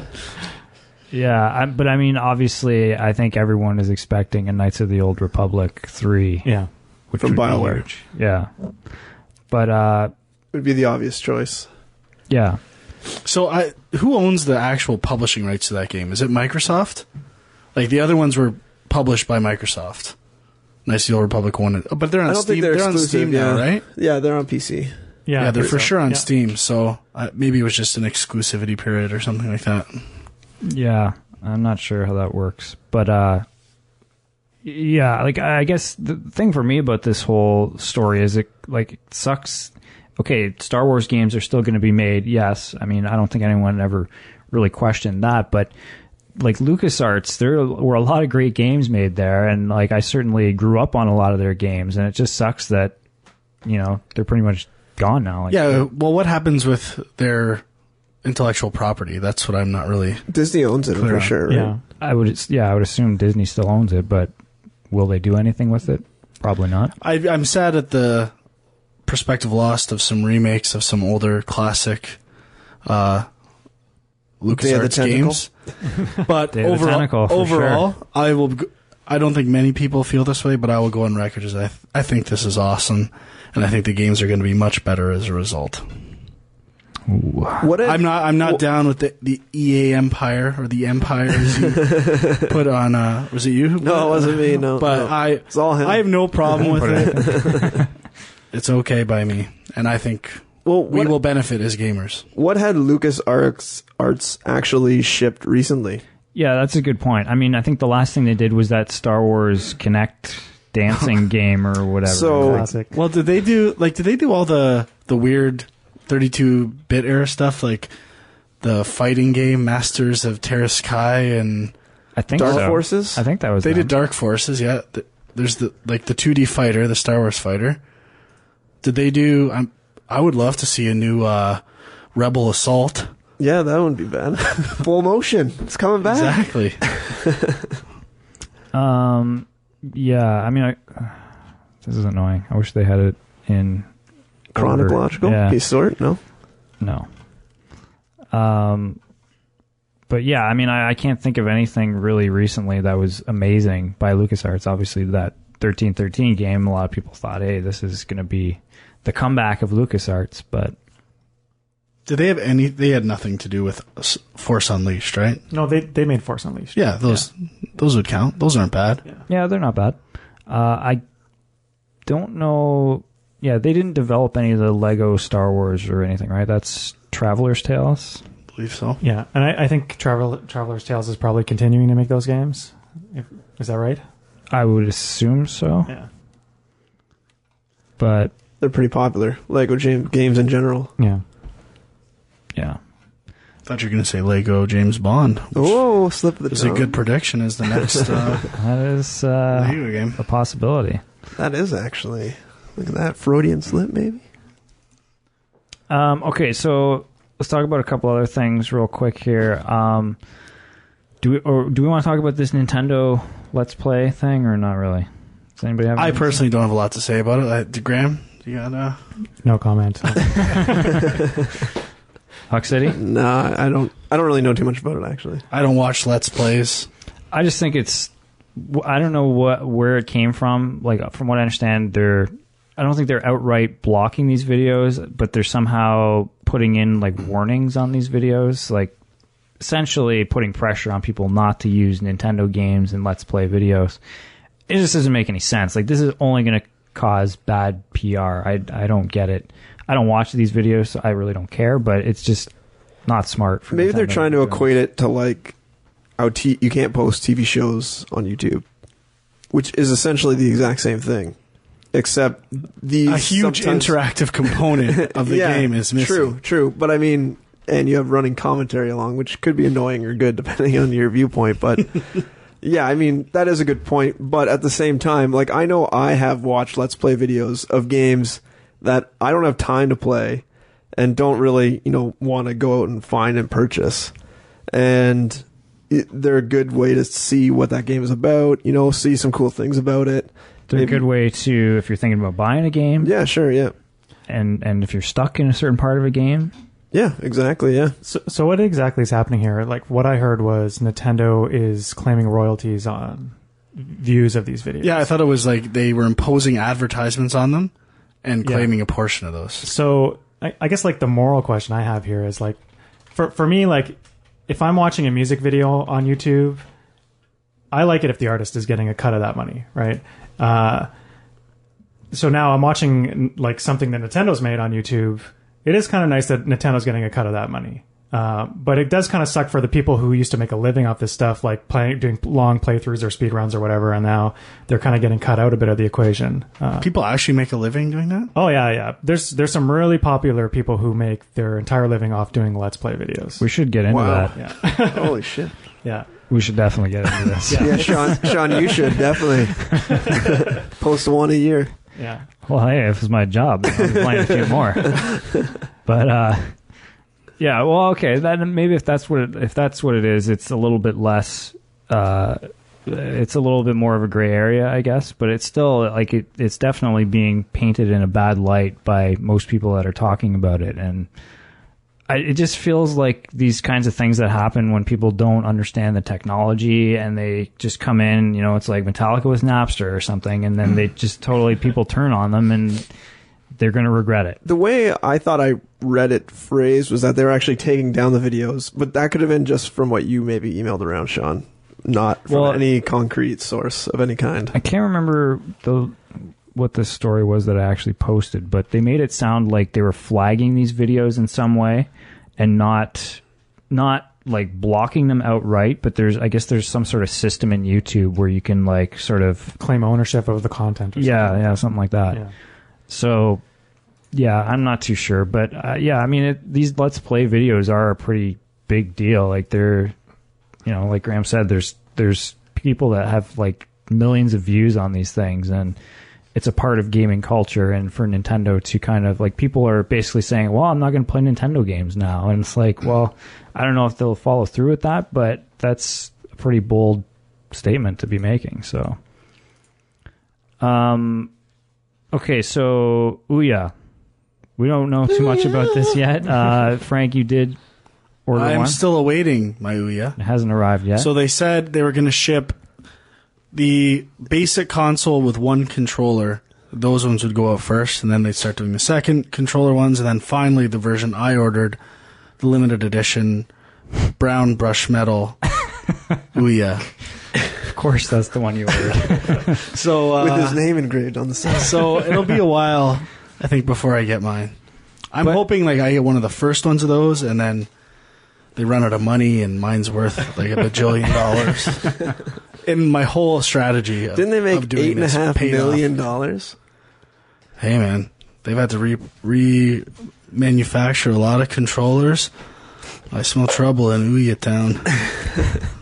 So a lot of negative reviews. I guess the thing that I had read, and I'm not sure if any of this has changed, but you know, the first people started getting some of theirs sent to them, and a few game sites wrote up reviews of these units and posted them, and they were pretty negative reviews. They did obviously say, hey, this is a work in progress, blah, blah, blah, but as of right now, there's not much worth playing, and it's kind of clunky. And it seems like the biggest thing that's being not promoted, but discouraged, is the idea of using the OUYA as a ROM box.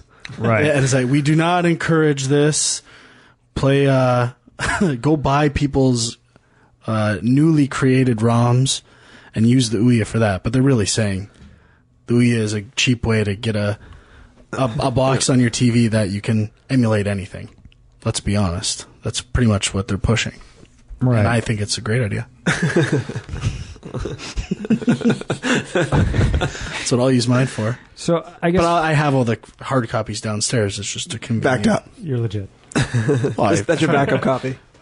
I'm a little less of your cartridge. Like the ROM concept, I don't see how the detriment of it that much.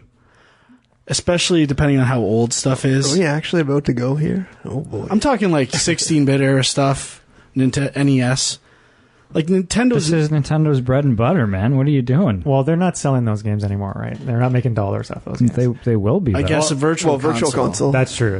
I just bought Metroid for 30 cents. Yeah. And I still continue to buy virtual console games that I like. It's just some games, there's no other way to play them than that way. Earthbound was not available for many years. If you're going to used markets, it's not like Nintendo's making money off that anyway. So I feel less ethically conflicted using older ROMs than maybe some people do.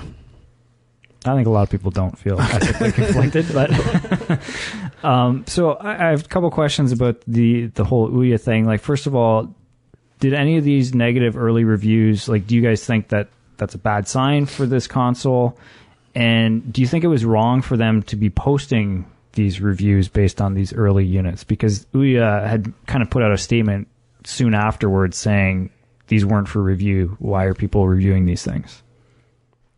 I have no real opinion, really. I mean, the OUYA in general, I mean, it's running on Android. I think Android phones are kind of slow and sluggish, are they not? So, I don't know. I don't really have that. No. So depends on the phone, probably. Yeah, sure, I guess. But like the review that was posted on Game Junk's Facebook page, I watched it, and they basically said it can run games well. It's just that the interface right now is clunky. So, and they said the controller wasn't that great. Well, of course, I mean, I don't even want to know how much money Microsoft and Sony have sunk into designing their controllers. So I'm sure it's more than $8.5 million. So they really need to just mimic the Xbox controller and just even go to the same factory and be like, hey, we'll pay you $5 more and give me more of this or whatever. But I thought they had a prolific designer design their controller, from what I remember from the Kickstarter. There were some big names involved in the project. I don't know specifically who did the controller. I don't care. Don't look it up. I can look it up, Frank, if you want. I couldn't give a shit.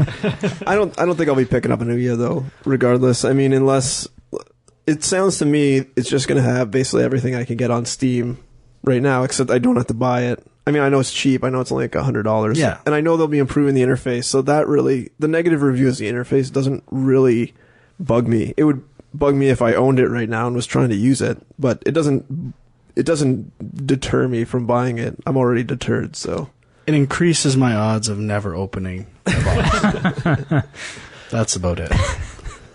Any thoughts, Graham? Yeah, I was kind of excited about the OUYA until I saw these initial reviews. It feels like maybe that they were kind of rushed at the end or something. They got it out a little bit earlier than if they had some more time, maybe things would have been a bit better. But I don't know. Like, it's a $100 console, right? So I don't know what people are really expecting.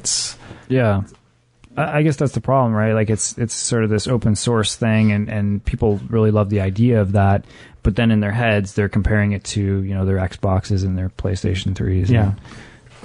I do think that they're going to have trouble with the games themselves, like with the whole you have to monetize in game to make money, and if Farmville is any indication, it gets annoying that you are constantly getting bugged to like add your friends to do this or pay this to get further in the game. It's called viralization, man. I know, get on board. But I mean, well, it could be fine, but at the same time, it could be like the App Store right now, where it's just so flooded with tons of shit that you can't find anything, and the only games you really find are the ones that go viral that are already making, the top tier money.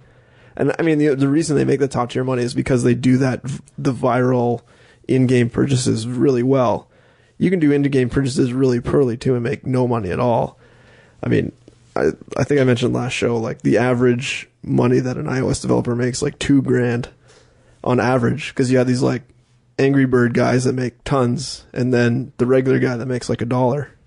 And it's just like, if you run into that on the OUYA, and I don't know how many people are going to actually bring good games to it. They're not going to spend tons of money to make this game for a potentially pitfall of, monetization.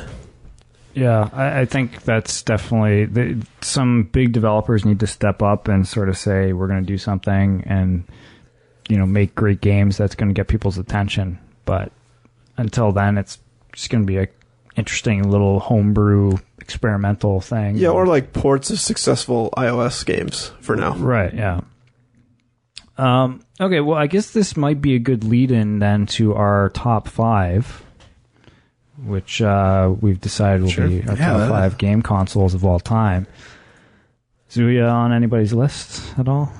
No? If we had top 6, it'd be on there.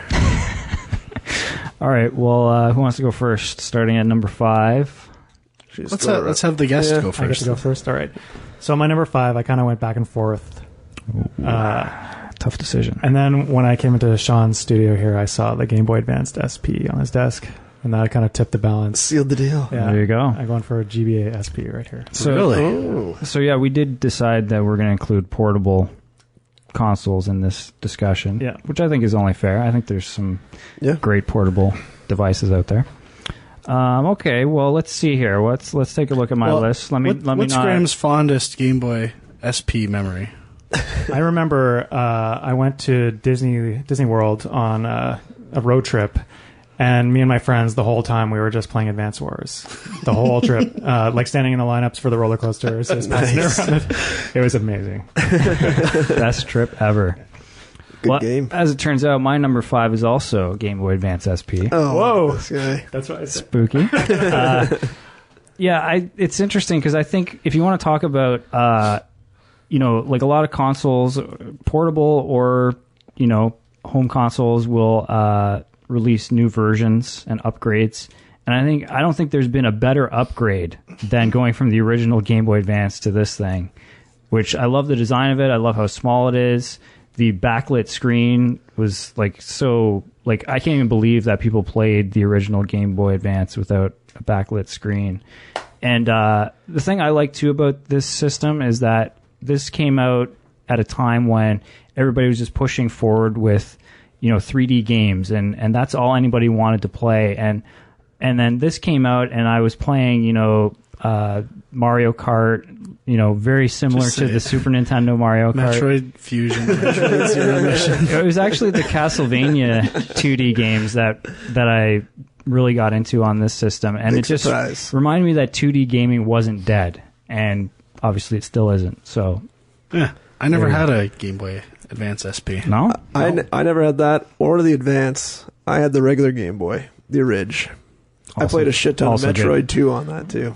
All right, my number 5 is a system that for a long time I would talk a lot of shit about. Yep. My friends had one of these systems, and we played it. We were kind of blown away at first, but bigger and better things came along. But over time, my nostalgia and appreciation and collecting for this system has skyrocketed, and some of the insane, ridiculous properties and games surrounding it have just found a very warm place in my heart, and that system is the Sega Saturn. Highly underrated system. Big failure commercially, I believe. Wasn't that the one that almost sunk Sega? Yeah, that was the last one, right? Well, probably pretty much did sink them in the in the grand scheme of things. Put them out of the hardware game. No, that was Dreamcast, but Dreamcast it was like they were right. riding so high that the Saturn took a lot of steam out there. But I don't know. I wish if it was just a little more powerful, a little more prepared for 3D, I think it could have been amazing.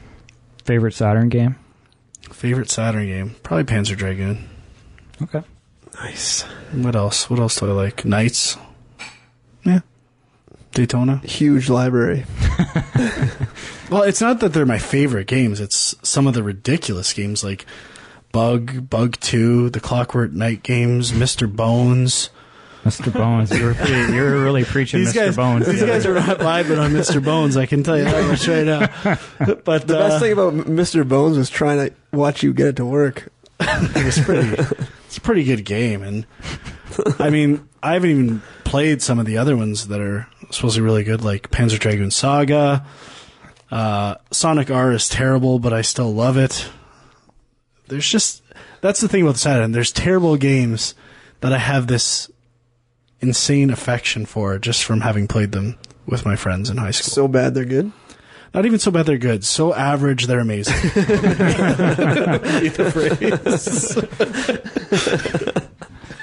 Okay. My number 5 is probably going to be higher on your guys' list, but I'm very late to this console. I haven't played it very much, but what I have played I've been very impressed with, and that is the Nintendo DS. I believe Sean gave me that 3-year-old super old system like a couple months ago. The name Lucas scratched into my Lucas system. That's right. and I've been playing a lot of it actually. It's really I actually played a game for it quite a bit for this episode, and yeah, it's just I'm really impressed with the library, and I haven't even been able to scratch the surface of the games that are on it. So I'm sure it would be higher if I had got it earlier, if I was able to dive into the games more. But I recognize that it's a quality system. Cool. Yeah. All right. My number 4 is the original NES. That was my second console. My first one was actually Sega Master System. I got that at launch. Wow. But quickly I realized when I was going over all my friends' houses that the NES, like after a couple of years, the catalog grew, and my parents eventually bought me an NES for Christmas, and that was a good time, kind of a turning point for me. Yeah. Nice. I will have a very similar story. Kind of a little behind the times. Shifted one generation. So for my number 4, I'm a little conflicted on this one. I think I'm going to make a substitution for what I had on here, but I'm going to tell you what was on here. Well, we all know what your number 1 is, so... Did he... I think he might put, like, iPhone on there. iOS. Hey, you never know. I'm walking out of here. I think it's a guarantee. I know it's number 1. Yeah. Of course you do. But we'll get to that. I had Dreamcast on my list in number 4, but I think that's kind of unfair because I never had it when it actually was out. I got one much later. And I think it was way ahead of its time and all that stuff, but I don't feel right putting it on my list because I don't really have a personal connection with it. So I'm going to not put it on my list and leave it as an honorable mention.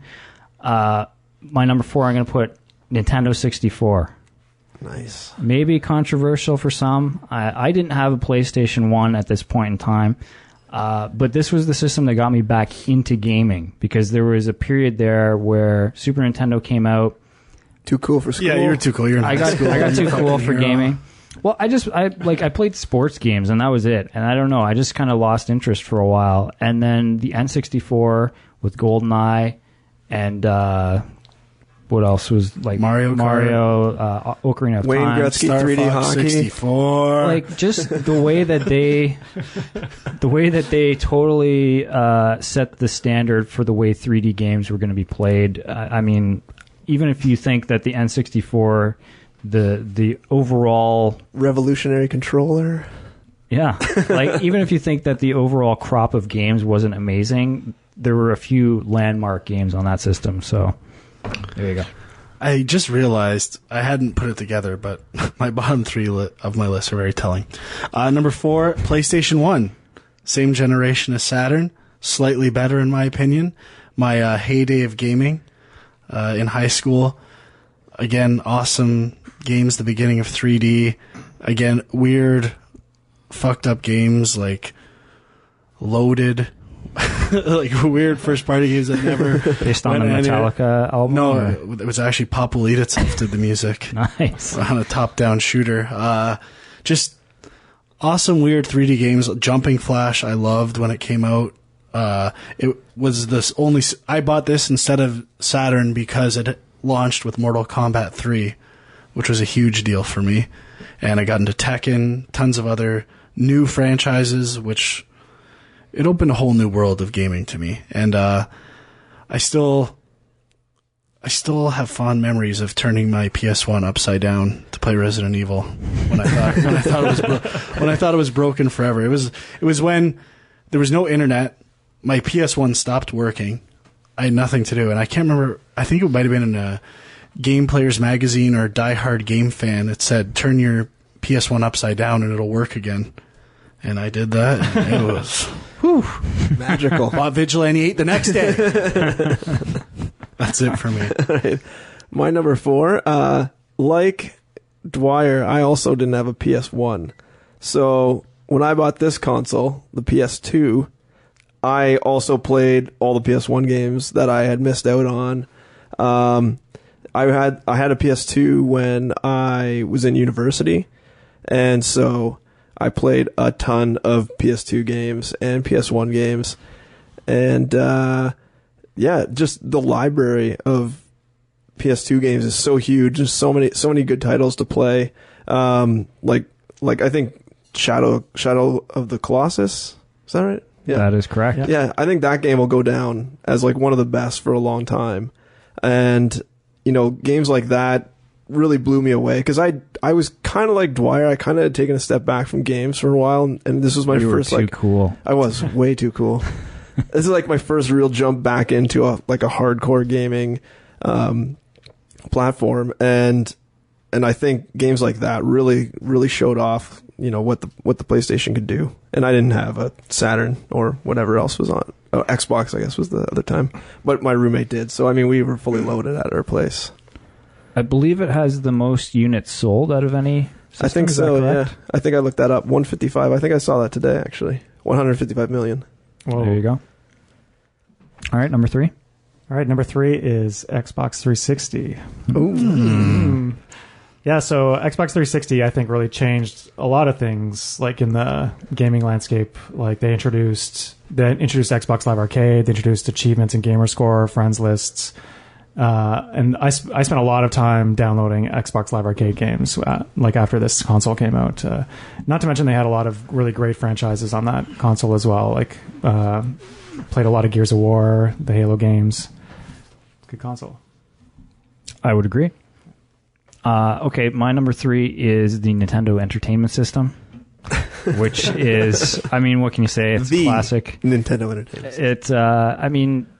Yeah, it was just one of those things, everybody in the neighborhood had one. games like Blades of Steel instantly sold me. You're such a sports guy. With the always going on with the sports. Bo Jackson. the voice of the announcer had like 5 different words you could say, but it was amazing. Well, the only one you needed was fight. Exactly. But yeah, I mean, it's amazing, and it's the system that everyone bad dudes goes back to with fond memories. Well, maybe not me. Apparently not. It's not on my list. Not me either.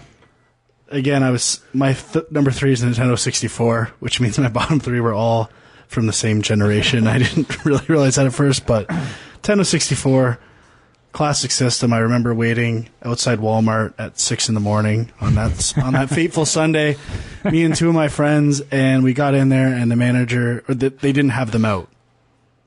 And we didn't think we were going to get one. Did you lose your shit on them? Or no, what? my mom did. And, it was pretty awesome. She really reamed out the manager and got us all our systems and a free $50 gift certificate to Walmart. So, look at this guy.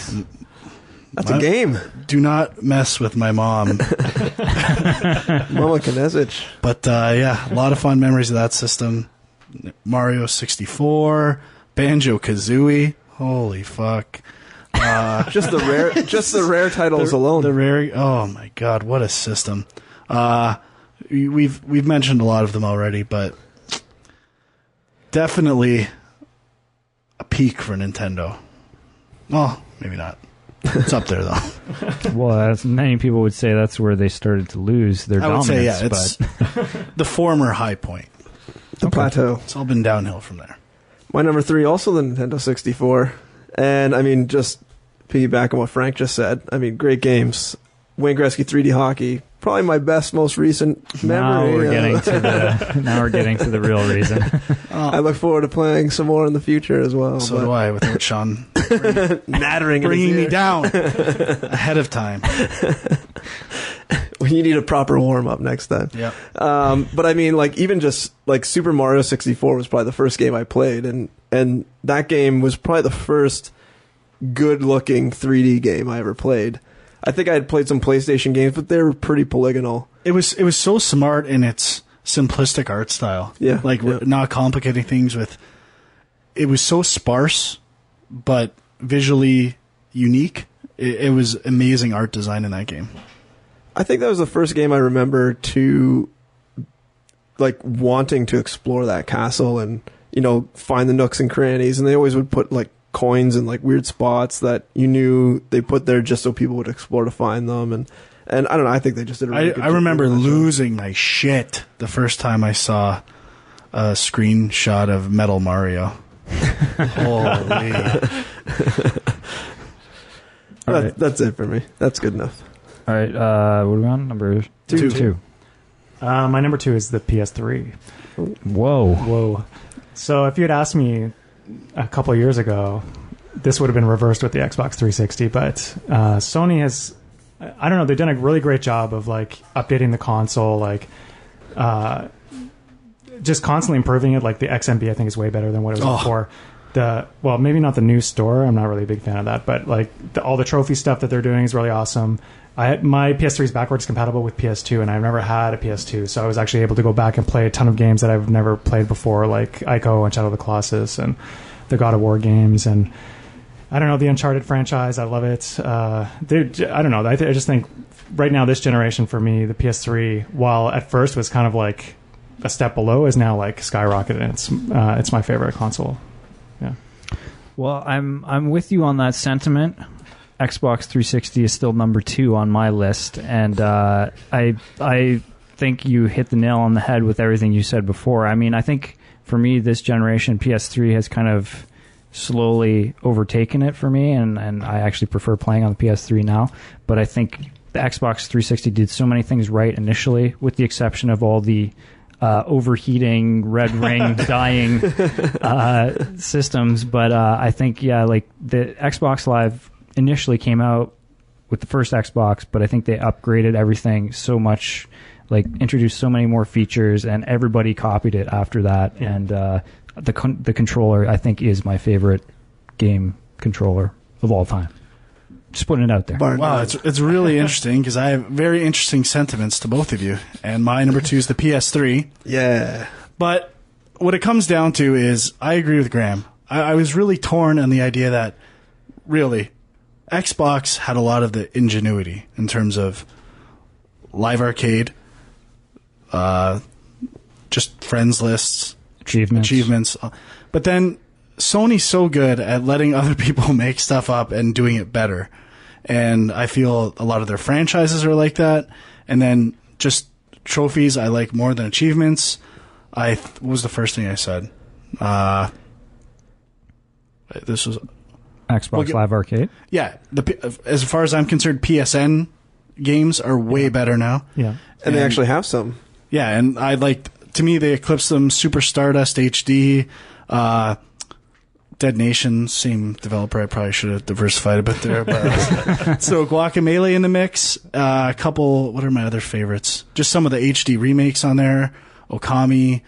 There's just so much good stuff on there. And I remember seeing Uncharted. Uncharted took the shooting elements of Gears of War and the cover system, kind of intermixed it with Tomb Raider and some other games, but just took it to a whole nother level. They're so good at seeing what works and making it as good as it can be. And all my favorite exclusive franchises are on PS3. God of War, Uncharted, like I already said, Infamous, Killzone. I mean, Halo's the one that's really the thing that brings me back to Xbox the most, aside from Nintendo stuff. But I don't know. To me, when you're looking at Xbox versus PS3, it is no longer even close. And a huge factor, as Graham said, is the XMB is so much better than... Especially now, since they've upgraded. I don't know where anything is. It's gotten so ridiculous and so marketing and Windows 8 based. It's just vomit inducing. And I really give... If I want to pay for an ad, I know exactly where to find it. Yeah, I give PS3 so much credit for just... That cross-media bar has been around since the PSP. And they nailed it right out of the gate. And it's perfect. I hope they don't fuck with it too much in the future. There's also PlayStation Plus versus Xbox Gold. PlayStation Plus is amazing. Hands down. Yeah. It's not even a contest, really. Yeah. I think it's... Well, I'm just going to jump in there. 360's not on my list. One more thing I'm going to say. Sorry. All the PS3's ability to use just generic USB peripherals, not proprietary stuff, like embracing the whole world of hardware and accessibility is so smart. Bluetooth, not having any of their own versions of wireless controllers and stuff like that. They're so good. Yeah, I'm with you. That's the one. I really like a lot of the games that 360 brings, but I couldn't put it on my list as favorite console just because of all the fucking nickel and diming they do. I wanted wireless. I have to pay $100. I want a bigger hard drive. I got to pay $100. I want to play online, $50 a year. Yeah. I want to get a demo, $50 a year. Just stupid shit that PSN gives you for free. And you pay $50 a year to Sony? What do they give you? Games. Tons of games. I think the wireless thing is the biggest thing, and that was they came out before the PS3, and I think they made a mistake there. They wanted to keep the price lower. The Wii had goddamn built-in Wi-Fi. Yeah. Let me clarify one thing, because when we're talking the war versus Xbox versus PS3, I think we're focusing a little too heavily on firmware and software that's associated with the system, when I think the true test of longevity of a system is the games that are on it. So that being said, I still think the games on PS3 are way better in general than the Xbox 360. But I'm with you. Halo, amazing. You can't beat Halo. It's one of the best shooters. But I do find that PS3 has more diversity in their games, whereas I find Xbox is so tailored to shooters and that teen shooter Call of Duty fan that other than some of the good indie games they've had, I can't really think on the top of my head of a non-shooter quality game that they've come out with. It's all been Gears of War, Call of Duty. Well, I guess not Call of Duty, Halo. I don't know. Can anyone think of a non-shooting Xbox title exclusive. Viva Pinata. That's what I was gonna say. Well, that's awesome. I love that game. So maybe I'll put 360 up there because of that. But anyways, my number 2 is the Super Nintendo, and I wake up every morning and want to play an RPG, so it's the perfect system for me. And I just love it. Tons of games. Super Mario World, classic platformer. I remember I got that system super late. I had a Sega Genesis, and then one fateful summer, as Frank said with the fateful, I broke my collarbone right at the beginning of the summer, and my mom felt bad for me, so she bought me a Super Nintendo. Couldn't have gone any better. I sat on my ass all summer and played tons of games because there's a huge library. And, I remember one of the games that came with my system was Star Fox, which people shat on because it had, these really polygonal graphics, but for the time, it's pretty cutting edge. The gameplay was really fun once you kind of figured it out. And there's just so many games on that system that are so much fun to play, even today. I guess the one thing I would say that puts the Super Nintendo over the NES in some sense is that you can still play Super Nintendo games without too much trouble. Whereas the NES is, if you have an NES and you buy used games, most of the time it's a struggle to get them to work. Sure, yeah. So, all right, we're down to number 1. All right, my number 1 is Super NES. Whoa. Yeah. Does anybody have Genesis? I'm hoping there's a Genesis in here somewhere, because otherwise people are going to be mad at us. Are you... Maybe I don't know your number 1.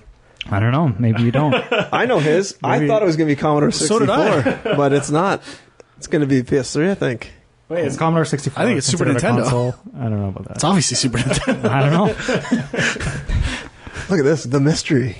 I think we all have Super Nintendos, except for you. Yeah, I don't know. I guess, for me, that's probably the console I played more than any other console. Super Mario World. I played that game so much. Probably one of the best launch games of all time. And, yeah, I don't know. I still go back to the well occasionally. Last week, I downloaded on my Wii U. I downloaded a couple of SNES games because there's nothing to play on the Wii U. So perfect. Yeah, I did the same, and I played Super Metroid for an hour. And I was like, "This is the best game ever made." That game will stand the test of time forever. Yeah. So, well, my number 1. Maybe somebody's mentioned it already. It's a little system called the Commodore 64, which I know it's kind of cheating, but I think it's worth mentioning just because everybody credits the NES for saving the game industry after Atari totally destroyed it. But no, it was the Commodore. But I mean, let's face it, the home computer market was what kept games alive for a while there. And I mean, there's just so many games, so many weird-ass, crazy games. And I don't think anybody used it for anything other than games. So I didn't. There you go. My number 1, and it's a landslide. It's not even close. Super Nintendo, best system. I was such a denier. I had a Genesis. I thought it was good, and I would still go over to my buddy Eric's place and beg to play Super Mario World. And then one game came along that changed everything. The ultimate game changer, as far as I'm concerned, is Donkey Kong Country. I knew he was going to say that. Which I saw that and I'm like, who am I kidding? It's time to face facts, Frank. Your system's a piece of garbage. You need a Super Nintendo. And I had to get it, and I got one shortly thereafter. And, I mean, we have... Mom went down to Walmart the best Mega Man game ever. Well, Mega Man 2 is pretty good, but I love Mega Man X. Love it. Yeah, it's a classic. So many amazing platformers. Super Metroid, probably the best game ever made. Super Mario World, probably my favorite Mario game. Link to the Past. Oh, yeah. Think of how many of those games came out in the first 6 months of that system. Think of how many of those games... That's insane, though, yeah. I mean, when you think of what these new consoles are going to launch with, it's going to be nothing. And then even thinking to the downswing of the console with Mario World 2, Yoshi's Island, I don't know. It's... Well, think about how many of those games you will go back to and play. I do all the time. I put them in my Super Nintendo. Tons. And I was thinking about this the other day. you look at PlayStation, and some of those games are really good, but the 3D was so raw. Yeah, I think that's what it is. Like, to me, like, Super Nintendo isn't on my list because I didn't play a ton of Super Nintendo games, but I think the reason why you guys all think of these games so fondly is because they're 2D at the top of its form with, like, the best graphics that 2D games had to offer before 3D started coming in. And I think those early 3D games, you can't go back and play them now. They're just, they don't hold up. That's definitely true for Tomb Raider 1. But I don't know so much because I think a lot of there's 2D games that come out now on, you know, PSN or other arcade type platforms, and I still don't think they're as good just gameplay wise as a lot of those Super Nintendo games. So I'm gonna have to disagree with you there, Sean. And even the 2D Super Mario Brothers that have come out on Wii and Wii U, not as good as Super Mario World. Not even close. Yep. Super Mario World. Point taken. We haven't even. You mentioned RPGs, but Chrono Trigger, some would argue, the best RPG Final ever Fantasy made. 4 and 6. Just a slew of great games out there for the Uniracers. Oh, Mario Kart. Man. It's okay. No, it's okay. Give me a break. It's awesome. Did you just go? Yeah, I'm done. Oh, okay. My number one. Let the fanboy begin. PS3. Bam. Really what put me over for this, though? In 20 years from now, are you going to look back and say PS3 is the best system? Yes. I will be returning to Uncharted all the time. That's true. I will not. I mean, I've gone back and played Uncharted multiple times since beating it. I think that series will stand the test of time. I mean, I love Mass Effect on the Xbox. Some people probably go back to that quite a bit. That was, I think this... But now that's on the PS3 too. So yeah. So I think this console generation is kind of cross. Like, this is where the 3D became good enough where you can probably go back at any time and replay these games, and the graphics will hold up.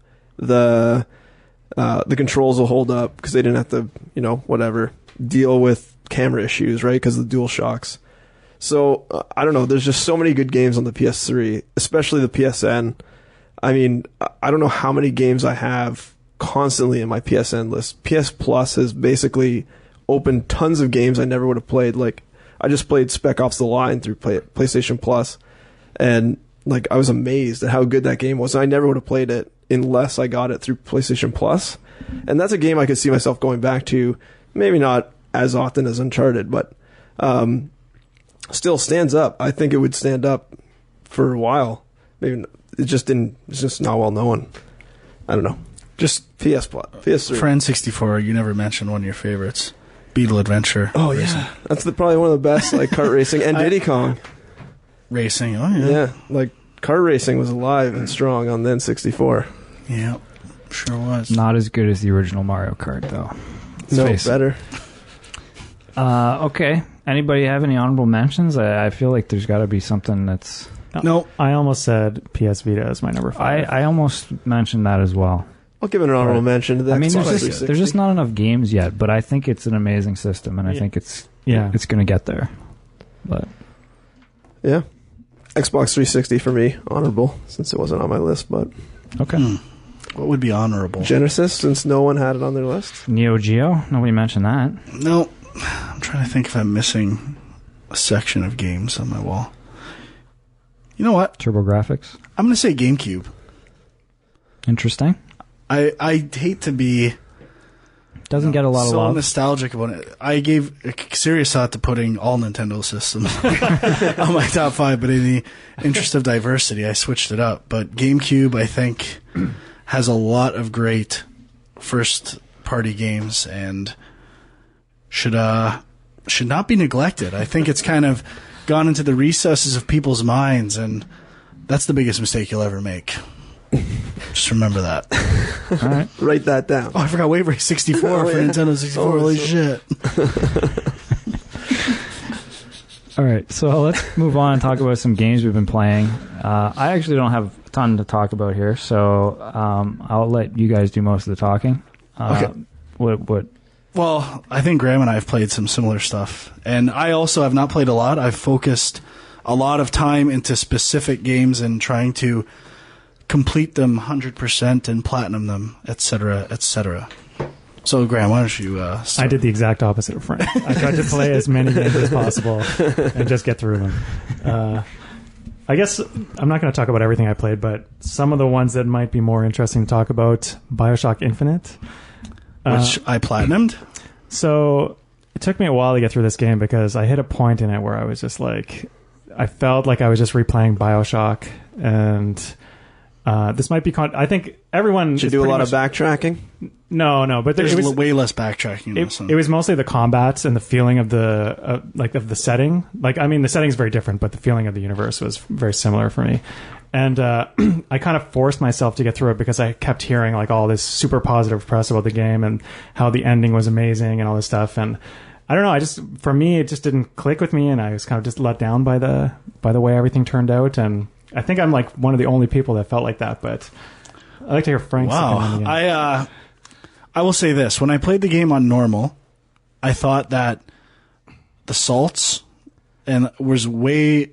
I like that they named them unique things, but I felt I used them hardly at all playing on normal. I was shooting everything and was not using it to the same extent I use plasmids. The salts are like the magic, right? Well, what are they actually called? I can't remember what they're called, but I just know I need salts to use them.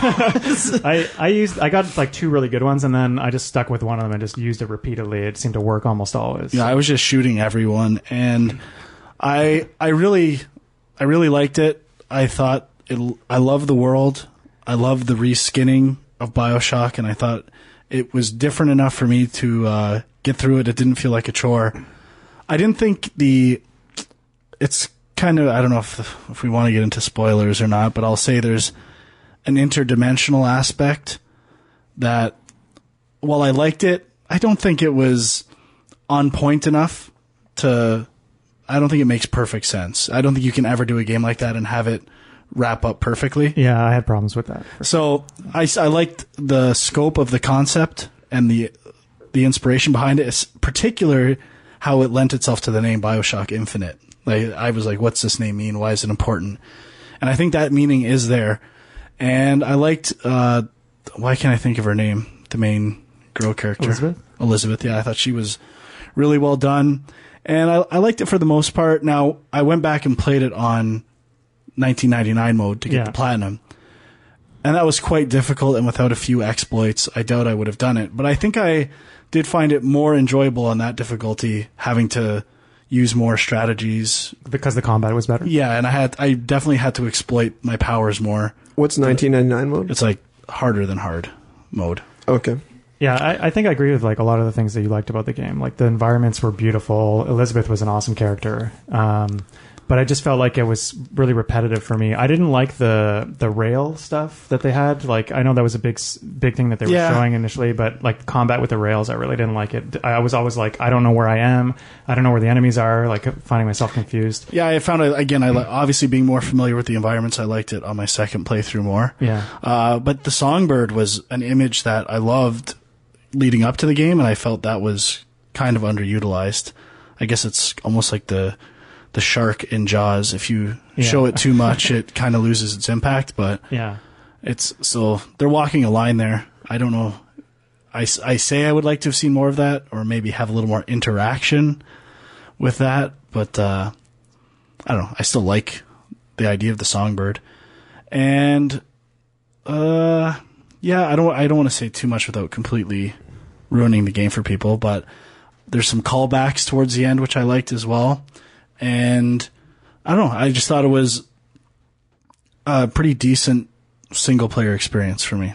I like Bioshock 2. A lot of people didn't like Bioshock 2, so I'm probably a bigger fan of the Bioshock universe, and I definitely is it really groundbreaking? Is it like, the best game you've ever played? No, in fact, the next game I think we're going to talk about, I preferred to Bioshock Infinite. I think we might agree on this. So I played, actually, just to jump in on this. Actually, the next 2 games I played, I preferred to Bioshock Infinite. I played the 1-hour PSN trial of Bioshock Infinite, so I can't really comment on the story because I obviously didn't experience it. They don't have it at the library yet? No, it's not the library yet. It will be fun someday, maybe. I found that, like you guys said, Irrational knows how to craft a world really well. Like, just going in there. So I was basically rushing through as fast as I could, trying to avoid as much combat as possible. And even though I avoided like 90% of the combat, I found that the best part of that game was when I was not fighting. And I found that the combat almost seems completely out of place in the game they're trying to make. Well, I would agree in that I think there's too many gunfights. I think it could have dealt with less. I think it would be better as an adventure game. No combat at all. Yeah, I think I like the combat in general. There was times, especially, I love the scene in I think it's against Comstock. No, not Comstock. The General. Yeah, okay. When you're going into all the different, like, Disney ride areas. That was pretty cool. I loved it. I could have dealt with a little less waves of enemies. I think so just a tone back on the enemies a bit more, and I think it would have hit a perfect sweet spot for me. All right. Graham, continue. Okay. Well, I played Tomb Raider pretty much the same time as I played Bioshock, like playing them in parallel to each other. I 100% at Tomb Raider and then moved directly onto Bioshock. Tomb Raider, I thought was a great game. I thought Tomb Raider was absolutely fucking amazing. Yeah. It's hard not to compare this game to Uncharted. And I think it does a lot of things better than Uncharted. I think Uncharted has better, like, the storyline of Uncharted is stronger, the character acting and stuff was strong. The characters are stronger in Uncharted, but the gameplay I thought in Tomb Raider was amazing. Like, all the side mission stuff, like the exploration stuff. It's kind of a weird, partially open world, like everything's connected, but I would almost kind of a little more compartmentalized version of Arkham City. Yeah. And the collectible structure and stuff like that. It's perfect. Yeah, it's really well done. It's like they call it gear gating, but it's like the similar Metroidvania style of game where you're getting new equipment that allows you to get into new parts of the world and stuff. And I really like all that aspect of it. The puzzles were really well done. Like, a lot of the level design was fantastic, and the combat I really enjoyed too. I never got tired of it. Hunting, I loved. The hunting was really cool. Yeah. And just to me, design wise, it's almost flawless. And an aspect you're talking about there, the idea of the puzzles, right? They clearly separate where the game is puzzles, where it's action, where it's exploration. You're never confused as to what you should be doing. So going into one of the hidden tombs, it's a single articulate puzzle that you have to solve. And that to me is so brilliant. And then you know when there's no enemies around, you're in exploration mode. You're using all your tools to find things. And then there's obviously combat sections, boss sections, kind of quick-timey sections, but I would say really well done, quick-time, interactive kind of stuff. It kind of feels like you're open to go wherever you want, but you never feel lost, and you always know where you're supposed to go next. And some of the environments were really cool, like a lot of varied environments. I played a little bit of this game, like maybe an hour and a half, I'd say, and the one thing, like, I really liked it, and I really want to get back to it, but the one thing is that hint of the open world kind of turned me off a little bit. Like, I don't know if I just, didn't spend quite enough time with it to sort of, figure out where the limits of the world were. And I just felt like at first it seemed linear, and then I kind of got into the area where it seemed a little more open, and I did feel a little bit lost. And then I kind of thought, I don't know, I could see this turning me off if I don't. I think it scales pretty well. Yeah. Yeah. I'm dying to play this game, actually. It's pretty amazing. I would say it's definitely the best game I played last year. It would have been my game of the year last year had I played it last year. And the characters look awesome. Lara looks awesome. She's actually an attractive female lead. Like, did it come out that long ago? No, it came out March. Oh, okay. But just the idea, like, there's all these... Even the idea of the old Lara Croft is kind of a joke, and what female protagonists can be, and she's a very good example of one. I would say the weakest part would be the story, and the motivations for some of the villains. Yeah. But it doesn't... Honestly, the game doesn't get caught up in that stuff too much. It kind of takes it with a grain of salt, and... I mean, it's kind of story heavy at the beginning and the end, but in between, it's small, digestible pieces. That's the only thing I really didn't like about it too. Is the story kind of gets a little bit supernatural at some point, and I didn't really buy it. But I guess it's not abnormal for a Tomb Raider game to be. Or if Uncharted 2 do that? Yeah, every Uncharted kind of does that too. So if you're modeling yourself after that, that definitely comes to the only negative of the game, I would say, is the Chatterbox trophy. Which one is that? You have to talk to all these like weird one-off conversations. Oh. And you have to get them all in one playthrough. And if you can't go back. But if you do things in a wrong order, you have to. I started the game 4 times. Oh no. And then I'm not digging that. Well, you don't have to get it, but I have to get it. So that was the only really frustrating thing. I would have gone back and got all the collectibles, except that some of them don't show up on your map. Like there's those special ones in each area that don't show up, and that always annoys me. Like, yeah, I'm with you there. There's no reason. Yeah, we can all look up stuff on the internet. Yeah, there's no reason not to mark collectibles in a game. Completely agree. Like orbs in Metroidvania style game. Exactly. I think it'll be a real shame. I think it'll be a real shame if a game like this, or the studio, I can't remember the studio that made this game, doesn't get to make another game like this because of all the money stuff that's going on related to this game. Have you guys heard about that? Where Square Enix way overestimated how much sales? This game would make, and it's come under that. Yeah. And so now they look horrible to their investors. And I don't know how it's going over, but it seems stupid to me that a game could be so good but sell, I think they wanted 7 million sales and they only got 4.5, which is really good. But because they said to their investors it'll sell 7, now they look like they are not doing well. Really, they must have made money on 4.5 million sales. They just didn't make as much money. So it would be a real shame if they pull the plug because of that. But well, I mean, that's happening to a lot of games, right? I think I don't know if I don't know if I've heard exact numbers for Bioshock, but I don't think that's been selling as well as they thought it would either. I could be wrong. I don't know. But yeah, it's just weird that all these huge games came out early this year, and it just feels like everyone's kind of waiting for the next consoles or something. I don't know. Yeah. But the only other thing I would add about Tomb Raider is that the shooting the bow is amazing. Oh, yeah. That's awesome. Okay, anything else for you, Graham? Yeah, I'll just go through some of these quickly. One game that I really enjoy playing was Antichamber. It's been a long time since I love first-person puzzle games like Portal, kind of blew me away when I first played it. And I haven't felt like that about a game since Portal until I played Antichamber. It's a really short game, but if you like solving puzzles, it's one of those games that throws you in. They don't explain anything about the world, and you have to try and figure everything out. And the rules of this world are really wacky. And so it was my mind fuck of the month on the last episode, so there you go. Yeah, so well deserved.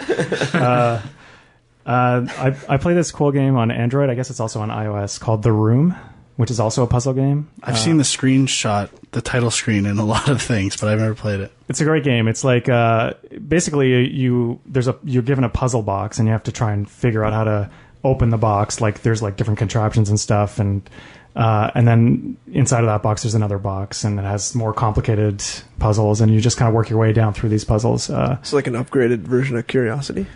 It's basically Curiosity, except much shorter. Hey, did they solve that yet? It's close. I think it's close. I thought it was supposed to happen with the Microsoft. I thought it was under 50. Last time I saw it was on 18 layers. That was a couple days ago. Oh, so maybe E3. Maybe they're aiming for E3 now. Maybe.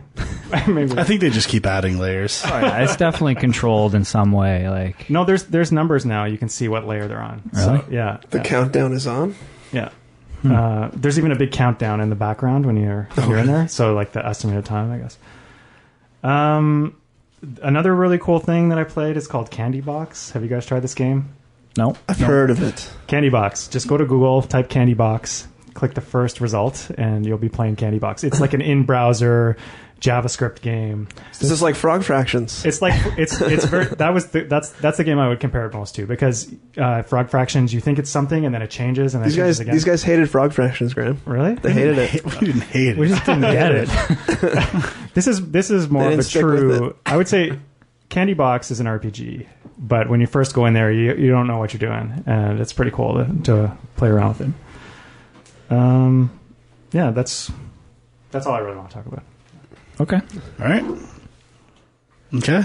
Do you want me to go? Dirty Frank. Go for it. Next on the list, Guacamelee. Oh. Excellent. I also played this game. I did too.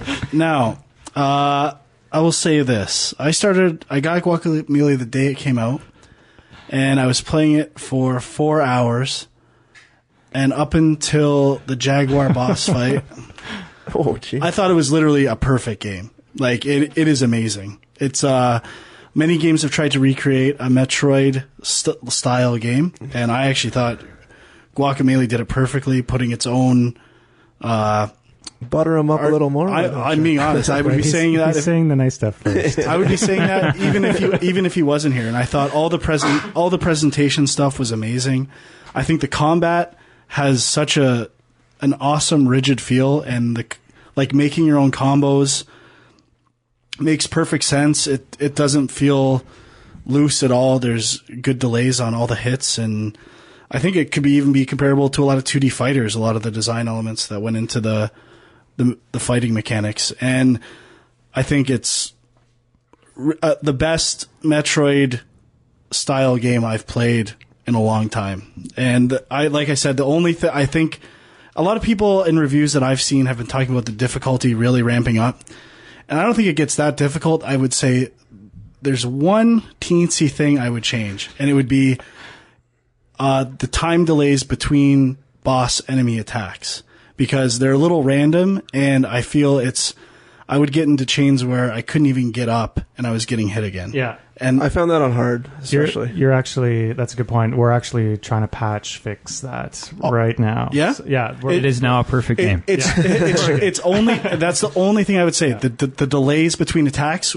to where I couldn't even react to them, and I didn't feel it was my fault versus the game. I get the problem with that one is, like, well, in defense of it, yeah. if you roll when you come out, like, right away, that's how you can escape. But not everyone gets that. Like, so when we were playtesting internally and stuff, we never really had the problem, but we see a lot of people having that problem. So we're playing around with those numbers now to fix that. And really, I would say even the last boss fight, not the 2-stage one. Yeah.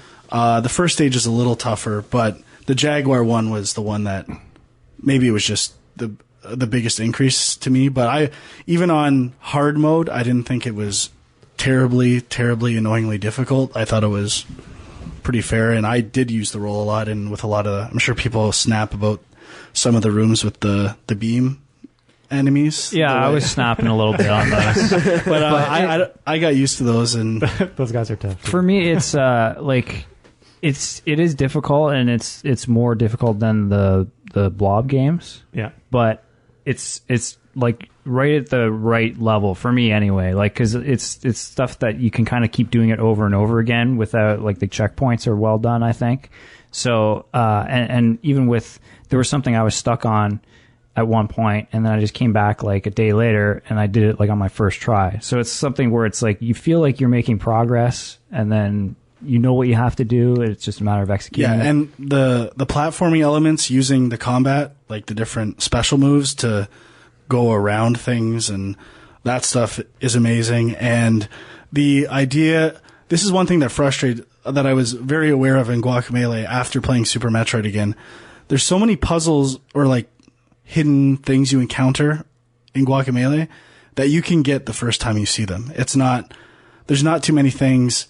Oh, I can't get that now. There'll be an area you can't get to, but it'll never be an item that I see that I can't get. Yeah. And it's usually, if I can see it, chances are I have what I need to get that now. And I don't spend 10 minutes trying to get something I can't get. You just need to figure out the puzzle.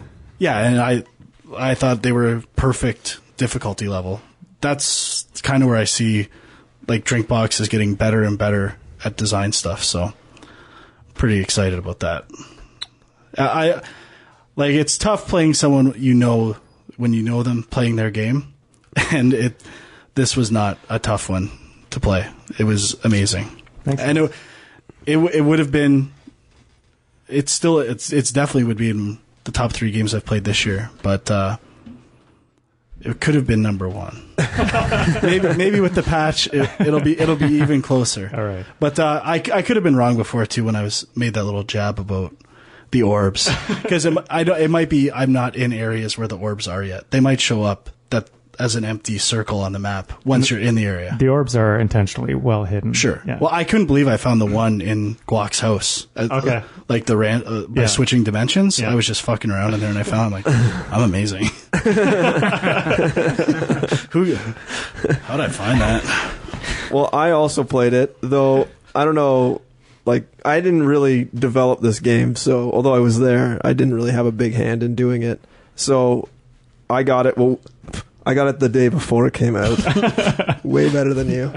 So, I mean, I played it a ton, like Frank was saying also, and just the same thing. I'm so impressed with what the team put together in this game, because it is really fun to play. It's just fun to play.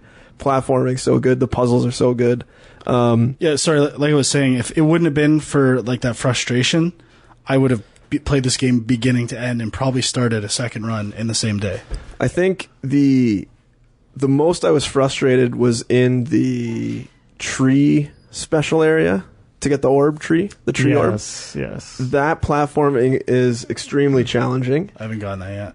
Okay, so I'm also 1 trophy away from my platinum of this game, which is the 4 combo moves in one. Yeah, like the 6 without touching the ground. Yeah. I don't know where a good spot to try that out would be. The tunnel going down, most people say, on hard. I do it in the combo chicken house. Yeah? Yeah. The combo chicken. Is there any combo chicken that like kind of sets it up for that? No. It's like 1 or 2 moves away. That guy. No, Poncho is his name. Yeah, you can do it on Poncho. He's invincible, right? So you can just keep trying, and you don't have to worry about. Oh, spoiler! He doesn't have to. He never fights back. That is an inside tip. I don't know if I've heard that anywhere. Right from the source. Yeah. Exploits. Yeah, but that one tree orb area, if you haven't gotten there, you may be frustrated there also, because it is pretty very good at platforming. It's very challenging, but I mean, it's a good type of challenging where every time you die, you progress a little more. The only other time I got frustrated was in, I can't remember what dungeon it is, but the one where there's like a ton of little platforms that you have to jump around. Yeah. And I found I would get close to the top, and then I would just get hit, and I'd drop, and instead of dying, I would land on like one of the bottom platforms, and then I have to make my way all the way back up. Whereas as I'm falling, I'm just like, please don't hit anything, please don't hit anything. That's the worst when you hit something when you don't want to hit something. Yeah. So, but other than that, I mean, I loved everything about this game. I'll probably go back and play it again, and I was doing the cross-play thing where I started on my PlayStation 3, and then I did the save over to my Vita, and I got a Vita, which is news. Courtesy of Drinkbox, actually. As a good job shipping Guacamelee. But I've been loving the Vita version, and I don't know if it fits better, but it you almost can't tell the difference between the two, other than the screen size is obviously smaller. I guess depending on your TV.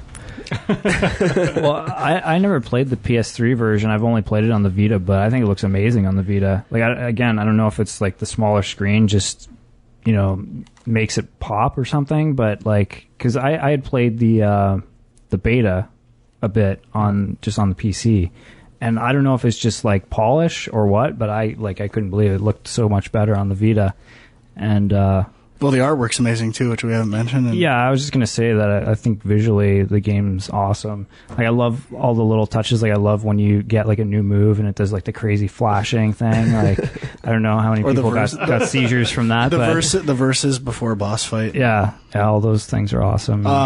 One quick little question. There's this is what's the word? I don't know, but one of the characters says, "Please." Is that a Men in Black / Frank reference? I don't think it's intentionally a Frank reference. Fuck, I was really hoping it was. Sorry. It would have been. It would have been if he reached. I'll still think it was. It would have been if it was Flame Face and he was pulling out his gun. It was kind of like that moment. I thought, like he's saying, "You're gonna come at me," and it was like a pulley. More so a reference to Men in Black than to me. I was hoping it would have been you though. Way more. Fuck. So how do you feel about like I know when it first came out a lot of people were writing about how there's all these internet meme jokes in the game and stuff, and there were like articles where people were posting all the stuff, but like I don't know if there's that many in there, and like I don't know, do you feel like that's the case, or like does that bug you that people just talk about that, or I don't know. It was a surprise actually because in our previous games we've always had memes like spread out throughout the game, but here it was more concentrated, like in the town areas. Like there's 2 town areas and they're just kind of filled with billboards and stuff. And we went a bit crazy with the references and the memes in there. And it also feels like people are kind of getting really sick of memes now. It wasn't really clear to us before shipping that that's the case. But yeah, so I don't know. The thing I've been calling it around work is like meme fatigue. People are getting sick of this stuff. Like it's kind of like people quoting Borat like a year after it comes out. You're just like rolling your eyes when you see it, right? Yeah, that's true. But I don't know. We like with the meme stuff. We tried to put our own spin on it, like Mexicanized, like. And it was pretty in the background. I was actually surprised that so many people were picking up on it because it's not really in your face. It's just there. And it's not like a universal hate either, because like the most retweets we get are for these things. So like people are posting pictures of this stuff all the time. So it's also like getting a really positive reaction from some people. So I don't know. Keep doing it, man. Fuck them. Dwyer loves his memes. I gotta say, I actually really like the writing of the dialogue. Like just the sense of humor there is like the kind of stuff that reminds me of like the old Lucasarts games. And not enough people have a sense of humor in games. I'm sure I've said that before at some point, but I think it's true. So, well, thanks a lot, guys, for your positive words. It's well deserved. Absolutely. No jive. And #1 on PSN in April. So. Yeah, it was nice. So what else have you been playing, Frank? Not a whole lot, like I said. Let's see. Far Cry Blood Dragon, which is a game that it reeks of you, Dwight. I've been wanting to download it, but I just know I don't have time to play it right now. It's a short game. It's only 4 hours. I'm in. I'm downloading it tonight. You're going to love it. You'll love the tutorial. I think it'll be his. Do you think it'll be his mindfuck of the month next show? No. It'll be his fuck of the month. I think he will really like, and I'm enjoying it too. I'm only 3 hours in, but I love the mystical beasts that you hunt and fight, and it's kind of a weird idea that they took. The music is awesome too. Like it's supposed to be a throwback to like 90s. First-person shooters, right? I would say it's more throwback to 80s action movies. Okay.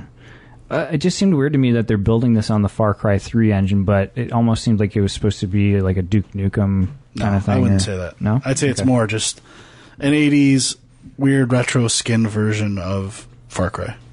Okay. I started playing God of War Ascension, which I was really looking forward to. Loving that. Having loved that series for so long. Should I tell my story about getting fucked over buying that game with the bonus and do it? Well, the GameStop had a sale where you could buy God of War Ascension, and then you got the Saga collection for free. GameSpot in the States, right? GameStop. Sorry, yeah, because it's EB in Canada, GameStop only in the US. And of course, I was on the fence about getting this game because I knew I wouldn't have time to play it. But then I saw that and I was like, I've got to get it. Even though I own all those other games on the Saga collection, I have to have this. So I order it online. And, of course, it gets shipped here and I get a call from UPS saying, we need to broker this, bring it across the border, charge you for it, blah, blah, blah. I ended up paying like at least $20 to bring it into the country on top of what I had already paid. Then it gets here and it didn't come with the bonus game. And they're like, oh yeah, you were supposed to add that to the cart as well. You didn't add that to the cart? I'm like, no, I thought I got it for free with this game. So then they finally sent me from EB in Canada. They sent me the other game. Oh, yeah. Why the hell didn't they send me the other thing from EB in Canada? So pissed off. So anyway, I'm never ordering from GameStop again. It's bullshit. Preach it. Continue. I haven't played the game. I was really liking it, as I do most God of War games, but I was playing on the hardest difficulty to... Speed trophy collection a lot? Yeah. So I didn't have to do multiple playthroughs. And they changed their enemy AI, as far as I can tell, where there used to be like a gang tactic where only one enemy would attack you at a time, or the delay between group attacks is way less now, and I would just get into situations where I would just get hit after hit after hit. I'm dead within 3 seconds. And I've played all the games. I fancy myself a pretty good God of War player, and I can't believe more people haven't complained about this, and I just got so frustrated I turned it off. Are people even playing it? That game has sort of just disappeared for me. Yeah. Like, it seemed like it came out and then just was gone. For me, it wasn't like I'm sick of God of War. It was specific changes to this game that annoyed the piss out of me. And as Film Junk co-host Jay Chill will tell you, I've been playing a lot of Candy Crush Saga on Facebook. Nice. Oh, that's a pretty big game right now. That's getting viral. Yeah. So it's just, your typical Bejeweled clone. But pretty much people like candy and candy boxes. What is it about this game that keeps you coming back? It's I don't know anything about this. Bejeweled. See, so there's a Peggle ripoff on Facebook called Hot Shots, and I've pretty much done everything you can do with that, so I was just desperately searching for another Facebook game to play when I'm bored. I think it's Bejeweled with some more puzzle elements. Yeah, and some... Okay. So you have to clear... So in Bejeweled, you have your normal, let's say, 8x8 grid. Yeah. They make it so you have to clear a certain section of that 8x8 grid multiple times, or they kind of they say, clear this section of the grid. And you can combine candies with powers. There's more powered candies. It's pretty amazing, but I don't know. Get 5 in I started a row. playing Pixel Junk Monsters on Facebook, and that's pretty good too. But oh, really? Yeah, I found I got to a point where without spending money, I couldn't do anything, and that's why I play Candy Crush, because I can play it without needing to spend money. That's pretty much the ultimate decider with me for Facebook games. Don't download Epic. And we talked briefly about Super Metroid, and that's all I've played. Awesome. So my list is surprisingly longer than yours, guys, but I also was sort of sidetracked playing games because the birth of my son happened a little earlier. That's right. Congratulations. Yeah, welcome, baby Ethan. Yeah, so... Your gaming life will never be the same again. Actually, it's been probably better, actually, because I've been getting up so early now, and I've had so much time now before work. I'm basically up at 4:30 every morning, and I basically don't go back to bed at that time. So I'm up until I leave for work at about 8:30, so as long as the baby's sleeping, I'm playing games. So it's actually been better than I thought it was going to be. So I actually played through a few games just briefly. Lara Croft Guardian of the Light. I had a buddy over. We played through some of that. That game's a ton of fun co-op. Yeah. Oh, yeah. And then I got into Quantum Conundrum. I was feeling a little Portal. I don't know how far I'm into that, but I was enjoying it. I kind of got stuck on one puzzle, and I haven't really gone back to it. I got Mario Galaxy 2 from the library. I didn't get very far in that, though. That was right around the time he was born, so I kind of just gave it back and wasn't really in. But I was enjoying it. I've been thinking of popping both Galaxies back into the Wii U. Yeah, it was enjoyable. I didn't hate it, but I wasn't in the mood for it, and just the wrong time to take that out from my library. Then I bought Sleeping Dogs before it went on PS you Plus. Bought it? Oh no. Yeah, well, okay, I bought it on cheap Boxing Day for $30. And then I played it recently, and I love this game. I got addicted to this game. Everyone should go play this, especially now it's on PlayStation Plus for I remember free. watching him play after the last episode of Game Junk. We went downstairs. Was it the last one? Yeah. I'm pretty sure, wasn't I it? think it was the one before. I don't know. When did this game come out? October while ago. or something? Yeah. Oh, maybe it was. Yeah. And I just remember making fun of the game the whole time. Yeah. Just making fun of it. It's so good, though. I mean, it's kind of like Grand Theft Auto set in Tokyo, but they pace out the combat so you don't even get a gun until probably halfway through the game. It's all hand-to-hand combat. And I think just the way they do all the collectibles, I think Graham was talking about collectibles on a map. Tomb Raider. Yeah, Tomb Raider. So this game, they don't put them on the map, but as you upgrade certain things, so as you discover things around the world, they then get shown. That's what Tomb Raider does too, except for a couple types. Oh, so there's like quests. There's like side quest guys that are shown on the map, and as you do those, they call it gaining face. I don't know what exactly that means, but once you gain more face, more collectibles are shown on the map. More street cred. Yeah, more street cred. So I don't know. I love this game. Everyone should play it on PlayStation Plus because it's free. I did trade it in for $15, and then the next week it went free on PlayStation Plus. So I was like, this is perfect. I guess. Yeah. I also through PlayStation Plus played Spec Ops: The Line.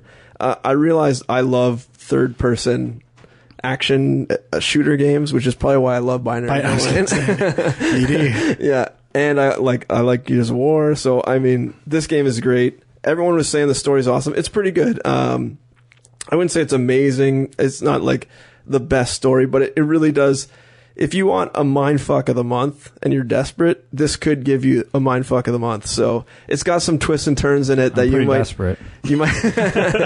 So maybe pick this up. I know it was on PlayStation Plus. I think it's still on PlayStation Plus. So download it, get mindfucked, but you have to play it all the way to the end to get to the good stuff. That's not going to happen. Yeah, I know.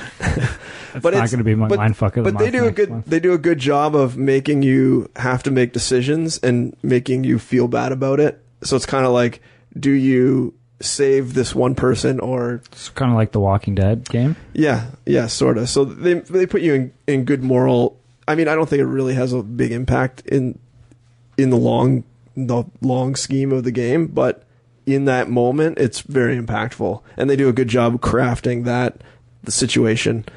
Let's see here. Oh, and the other big game I finished was Dishonored, and a Bethesda Works project, I believe, right?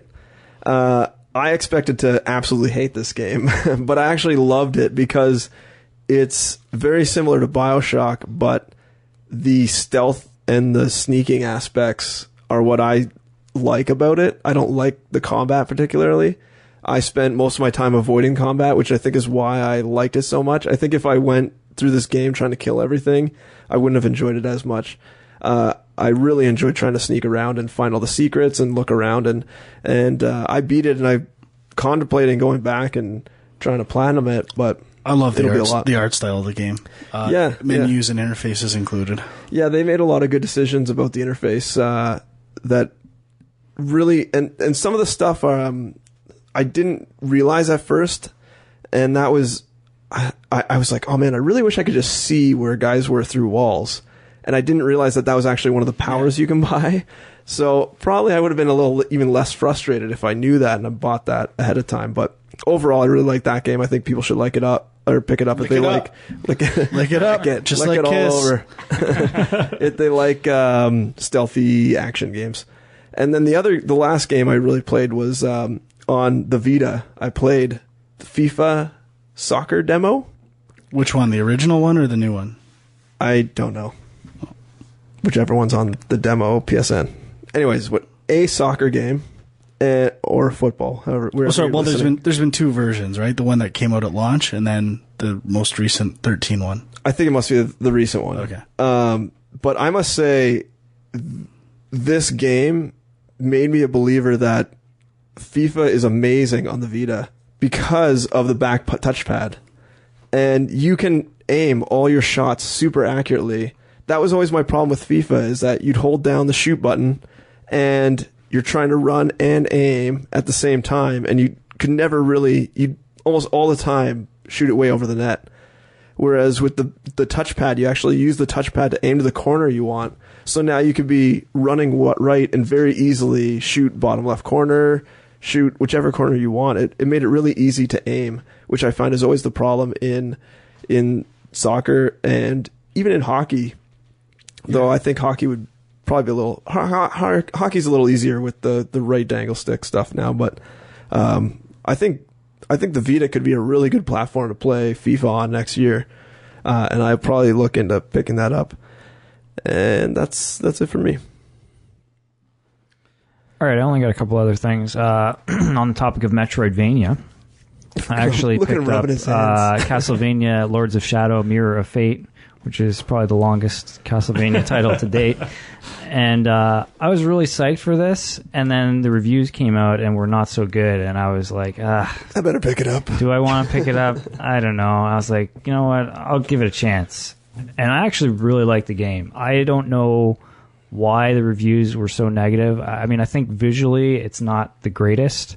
I think they should have just stuck to 2D, but it's obviously like a 3D engine, but with 2D gameplay. So, I mean, it doesn't look the best, and there are some moments, particularly with the cutscene, they kind of have like the cel-shaded look.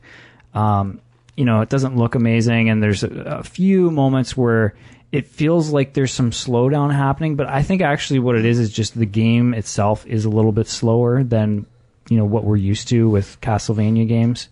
But like it actually is an interesting melding of the Lords of Shadow game and the combat in that with like the adventure exploration elements of other Castlevania games. And the weird thing is that there's actually, you play as the 3 different characters, and they each have their own chapter, and I've only made it to, I'd say I'm about 60% of the way through the game, so I've only seen 2 of the characters, and they each have their own powers and moves and whatnot.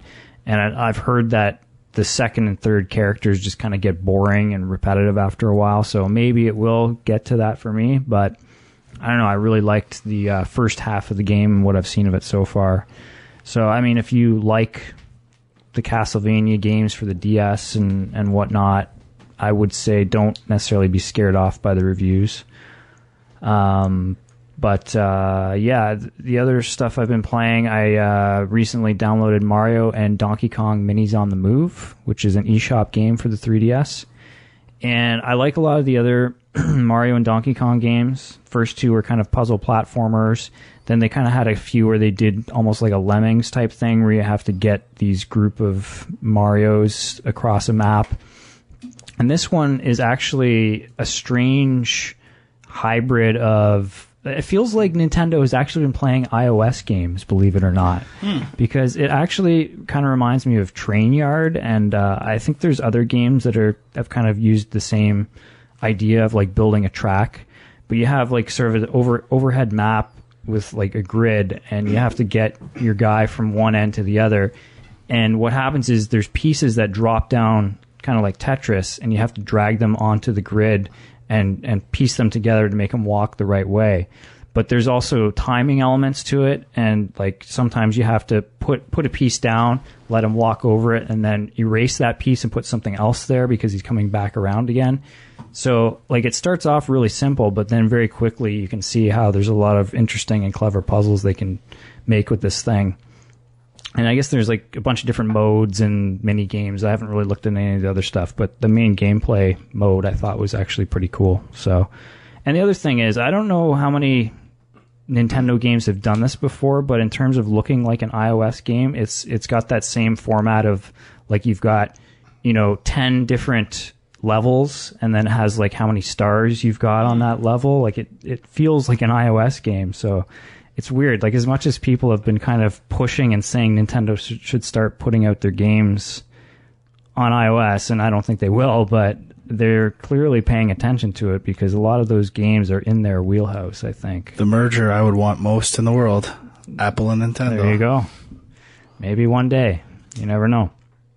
So the last thing I'll mention, and I will make this my mind fuck of the month, although it's not really a literal mind fuck, it's kind of a theoretical mind fuck, if you will. Ooh. It's a finger mind fuck. It's a game called DLC Quest. Has anybody heard of this? I've heard of this game, Yeah, I've heard of it too. It's like a little indie game that's available on Steam. I think it's like $2 to buy or something, but it's kind of a joke parody game, but it's actually still kind of fun to play. And the idea is that everything in the game is kind of DLC. So you start playing this, it's like a platformer, 2D platform. You start playing it, and it's like you can't jump. There's no music. You're like, what the fuck's going on? But you can collect a few coins, and then you get to somewhere, and it's like, okay, now you can buy the jump ability with this many coins. So now you can jump, and like you keep progressing through the game like that, and everything is like a DLC pack that you're buying. So it's kind of a clever, take on where games are at right now, and it's pretty short. It's like, I'd say definitely under an hour to play through the whole thing, but I had fun with it. So, has anyone played that Surgeon Simulator? No, I've seen it. Some guys at Pixelnuts are playing it. It's ridiculous. Oh, yeah. Is that an Adult Swim game or? I don't know. It's just they have some sort of surgeon game. It's like a crazy QWOP. Is that what it was called? QWOP? Yeah. It's a crazy QWOP game. Crazy QWOP like game. The QWOP runner? Yeah, remember how you would QWOP run? The runner game? I don't know what you guys are talking about. There's a weird... Yeah. QWOP? You've never QWOPed? QWOP? Yeah, just Google that. You'll find it. You got a QWOP. This is... You got a QWOP. Why guy is a QWOPper. And he's going to spend all night playing this game. No, this will be his mindfuck of the month. Top one. Next That's month. the actual game, I think. This one? Yeah. I can't believe you never played this. But this is revolutionary. The mouse simulates... I wish the audience could see this right now. This is great. Live demo of QWOP. Okay, so QWOP. Someone describe what's happening here. There's a runner on screen, and I don't know. You use the QWOP keys to try to control his legs through physics simulation, and you have to. You're contracting and releasing the muscles. Yeah, you have to mimic a run to see how far you can get on the. Wow, it's a pretty good QWOP. That might be a natural born QWOPper. So, all right, that's it for what I played this month or last couple months. So let's get on to the junk mail and let's make this snappy here, boys. Let's do it. So it's bedtime. We got one from Steve who says, "Hey guys, I have a question that's been boggling my brain lately. I've Googled around and I can't seem to find a satisfying answer, and I figured since you're all pretty well versed in the tech side that you'd be able to break this down for me. How is online gaming possible?" Flux capacitor. Pretty huge question. I understand the basics of clients versus servers, but how is it possible to be in an environment where split-second decisions can be accurately reflected in real time? For example, shooters like Halo or Call of Duty rely a lot on reflexes, blah, blah, blah. Also, I'd like to hear Frank's basic system for organizing his game collection. Do manifesto rules apply? Thanks, Steve. You want to tackle the manifesto first? I guess it's pretty much the same as a manifesto. System within a system, alphabetical. The one gray area that sometimes I flirt with is organizing my PS3 stuff based on whether it's, how they change their branding, whether I should put all the original branding stuff separate from the late branding stuff. I can see. That's a bigger quandary than any manifesto question. All right, so who wants to explain network gaming? I can. I guess I'm trying to think of how a simple answer might explain it. I'll say you fake it. Well, that's what I'm saying. You have your own version of the world running on your system, and you're trying to transmit as little data as possible so that it's as fast as possible to keep those environments in sync. Yeah. And then, so basically, the server, someone would basically tell you if you're correct or not at a certain point in time. So your local copy is simulating what it thinks should happen, and then every once in a while, the server tells it what it's actually supposed to be doing. And if there's a difference, it'll change yours to look correct. So there's like a little lag in there. So that's where you'll sometimes see games that don't do it properly will have problems with headshots, or, like the lag where you shoot and then it misses a guy, although you're confident the bullet went right through somebody. And that's because on your local copy, it did go right through that guy, but on the server, it didn't. So there's like a lag there. Most likely on the server, the guy was like 1 foot to the left or right, and on yours, he wasn't. So, Most of it's just faked, and you just, like Frank said, you just try to send as little data as possible and try to get as best responses as you can. I don't know if, Graham, do you want to add anything to that? It's pretty complicated. Finding those windows are pretty tough. Yeah, it's. I think the client server one is the most common way of doing things. There's another way you can do it where everyone is doing the simulation in parallel and just sending their inputs to each other. But that only works if the simulations can be done perfect on each machine, which is not an easy thing to do for games. But because every time, especially when there's physics and stuff involved in it. Is there any that do that, but almost there's a central system that almost takes the averages of people's simulations? There's some like hybrid approaches as well. But the last game I worked on was doing it's called lockstep. So everyone steps their simulation, sends their inputs to everyone else, and then when you receive everyone else's input, you step the simulation again. And every time the game needs a random number for something, for like a particle effect or something, it has to be the same random number on every machine. So all that stuff has to be kept in sync. If as soon as one thing goes out of sync, it's like the game is over. So yeah. Now, I don't know if this is still how things work for some games, but I know with like Halo and some of these other games, it used to be like if you were playing with a bunch of people, one person would be chosen as the server, right? Yeah. And the thing is, that person would then have an advantage because they have zero ping time. Exactly. Yeah. But and people could find out if they were the server or not, and then exploit that, I guess. Some people would quit out and restart a new game just until they became the server and stuff like that. Right. So does that still happen, or have they found a way to fix that? I think it's still pretty common that happens in most multiplayer games. Yeah. There's sometimes the host is off site, so it's the same for everybody. Like if you're playing a game like WoW, for example, nobody's hosting that game. I think some of the Call of Duty stuff, I'm not sure actually. Does EA still have their own servers that they use for stuff? I'm pretty sure they do, yeah. They're brutal. They are. Yeah. And they need to get... I've played so many NHL games where guys drop out when I'm up 3-0. Bastards. And they just need better systems for that, for giving me something. I think, no, I won't get into it. Never mind. Okay. All right. So Mitch says, hello again, Game Junk. I have a serious gaming dilemma.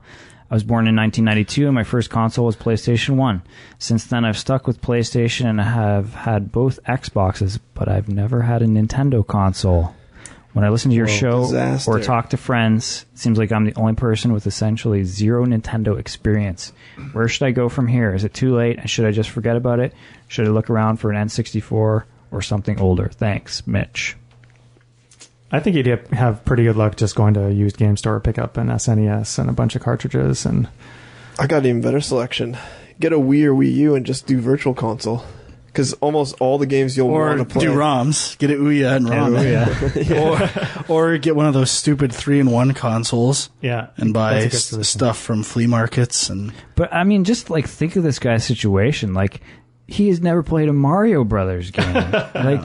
Just go out and buy every Mario game. Or if you buy a Wii, right, you could get the Mario Anniversary Collection. Cheap now, go through them all. I would suggest going through all the Marios. That would be an amazing suggestion right there. And what Wii's else? are what, $130 maybe? You can get a Wii Mini for $89.99. Yeah. Do it. I wouldn't. I don't think you can do Virtual Console with that, so don't do that. Yeah, don't do that. Though. Okay, don't do that. Yeah, because it doesn't have Wi-Fi, right? Buy a Wii U. Why wait? Yeah, it depends what he wants. The Virtual Console is not that great on Wii U yet. Actually, I would say one other thing. If you find a used Wii somewhere, you can play GameCube games on that as well. Yeah.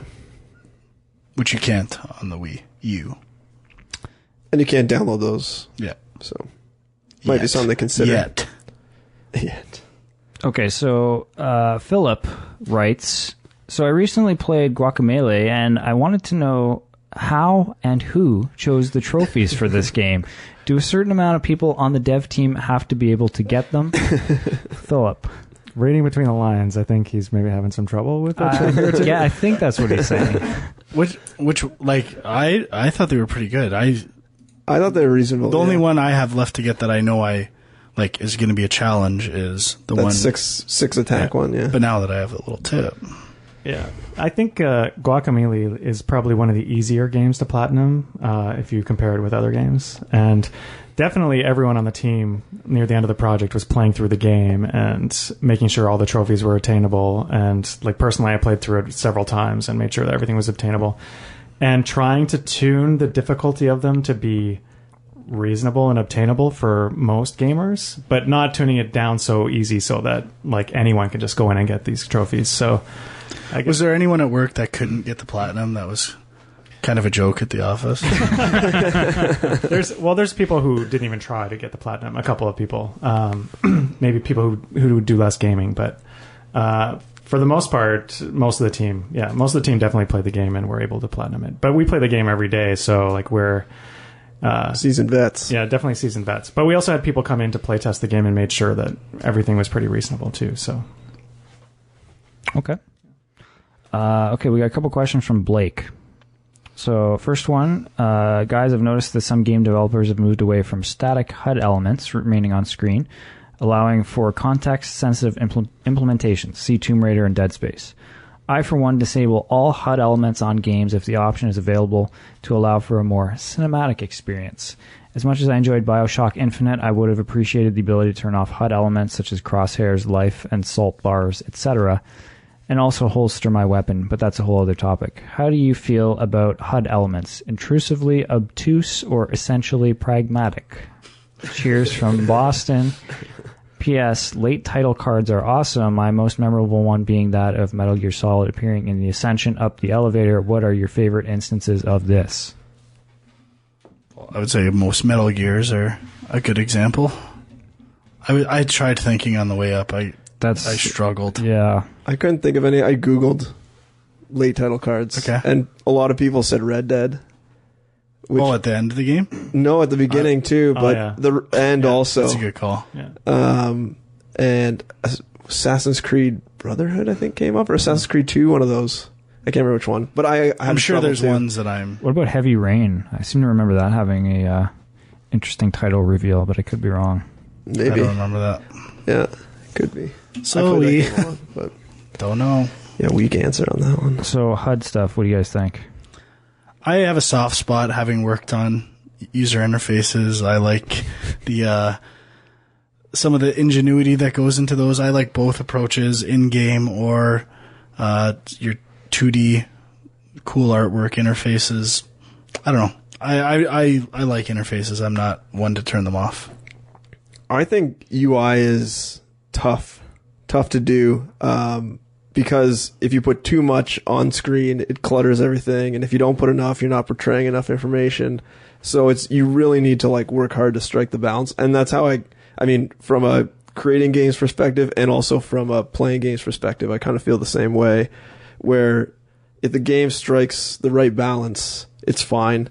I haven't played Tomb Raider yet, but like I liked Dead Space a lot, which had nothing except the stuff on his back, really. And when you pulled up the menu, it was kind of in the world, which I thought was really cool. But yeah, you got to make sure you can portray enough information to the player. I think, like in Bioshock, if I had the crosshairs turned off, I'd probably miss every time. So I don't know if that's really a UI switch for me, but I can see why you'd like that, but I think it does have aim assist though. Sure, which could help. Sure.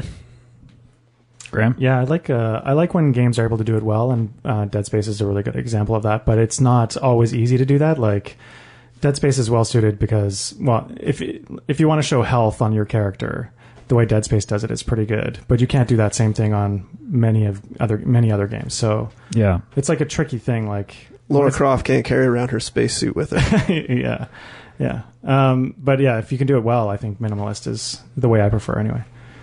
Yeah, I just like I don't really have a problem with HUD stuff. I just like if the argument is to make a more cinematic experience, for cutscenes they usually turn all that stuff off anyway. So that's fine. Like when I'm actually playing the game, I want to play the game. So whatever's going to help me play the game, I want it there. Well, thinking of the classic franchise we talked about, Mario. Yeah. There's hardly any HUD stuff on Mario, too. Really? I don't know about that. There is. Yeah. How many men you have left, how many coins you have, how much time you have left to get to the end of the level. Actually, the newer Mario games, they figured that stuff out.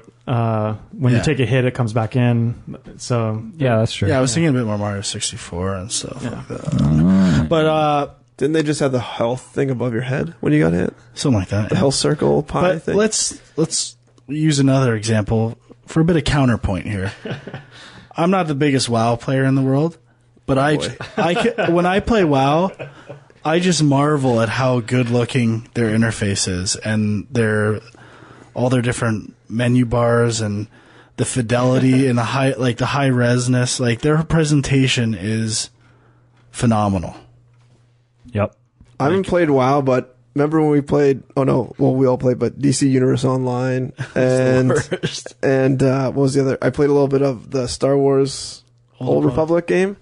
That is just like information overload. I'm sure it's all needed, but I have no idea what's going on. I think WoW does that stuff really, really well. Yeah, and you don't realize until you play those other games, and you realize pretty slick. Yeah, Blizzard's really good at that stuff. Yeah. Okay, his other question. Actually, I guess it's kind of his third question.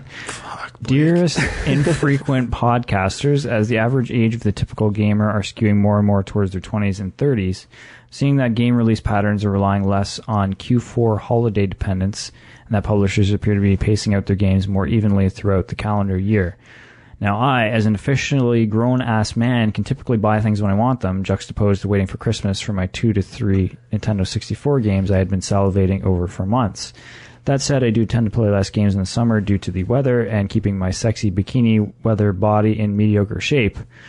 Thus leads me to my question. Do you think publishers are acknowledging less dependence on the young gamer when planning out their release calendar, i.e. just look at The Last of Us getting a June release date?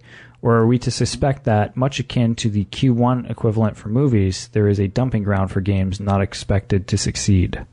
Cheers, Blake. I talked about this on one of our first episodes too, and Nintendo's the king of this. They'll release games, and I think it kind of plays into the age market, but I think it's something else. I think the longevity of coolness for younger kids is longer, and maybe not so much today as it used to be, but things are cooler longer for kids, and we know about stuff right away. I think kids, their friends play games and they still want them and they'll ask for them for Christmas. So having an amazing game that builds up a reputation between the months of March to July, I still think is going to lead to the good sales during that time period and also awesome sales around Christmas, especially if kids are getting a system for a first time. They'll ask for the games that they know are good, and parents will kind of be known what games are good, and they know what to get, especially if they're at a retail store. They ask what are the good games. They're already there. They're known which games are good, and they'll probably recommend those. So I think it's just a good game that's released. If a company knows a game is good, I think they'll tend to release it earlier so that there's more word of mouth, and it'll just increase sales, on top of the fact that you're not in a cluttered holiday market at the same time. I don't know. I think there's still a huge focus on the holiday release thing. I think this year we saw a lot of stuff early in the year, but it's only because they all got delayed. So I think that's what's happening more and more. I don't think so. Not with PS3, because they started their March releases a long time ago with God of War and Killzone were all March releases, and all the big Wii games were April and May releases. Those are all mature games, though. Well, not the Wii ones. I'm talking about like Mario Galaxy. Yeah. And so I think, again, Sony recognizing good ideas and copying them, that's another example of that. Nintendo had their biggest and best games earlier rather than later in the year, and Sony recognized that. Yeah, I mean, I think it's happening more often that people are spacing them out, but I think it's really, like, it's not guaranteed blockbusters where they're looking to sort of distance themselves from the pack, and it can work out well. I think with Dead Space, I don't remember if the first one came out in February, but I know the second and third one did, and I assume it's just because, well, if one did well in that at that time period, then we'll just keep continuing with that. But I think there's also some huge games that release in the fall or in the holiday season. So I think it comes down to, do you want to sell none or go somewhere where you might get more sales, right? So Yeah. it comes to, do you want to release a shooter against Call of Duty? Probably not. So you probably want to put that shooter somewhere else in the release schedule. And I think publishers are very aware of that. So if you're publishing a shooter, you're not going to put it in the same time as COD. Yeah, that's the same as us. Like as a small developer, we're like definitely avoiding holidays when we're thinking about releasing our games. Yeah, and I think something like The Last of Us, I suspect that this year is kind of an anomaly too, because I think people are afraid to come out when the new consoles are coming out, because if you're an old a game on the last generation and then the new generation's coming out, you're going to get kind of left in the dust potentially. I wonder if also the quality bar is raising so high that it's more worthwhile for publishers to just put another 4 to 5 months of work into a game rather than push it out early just to meet that holiday window, which is maybe why we saw like such a rush of games in March.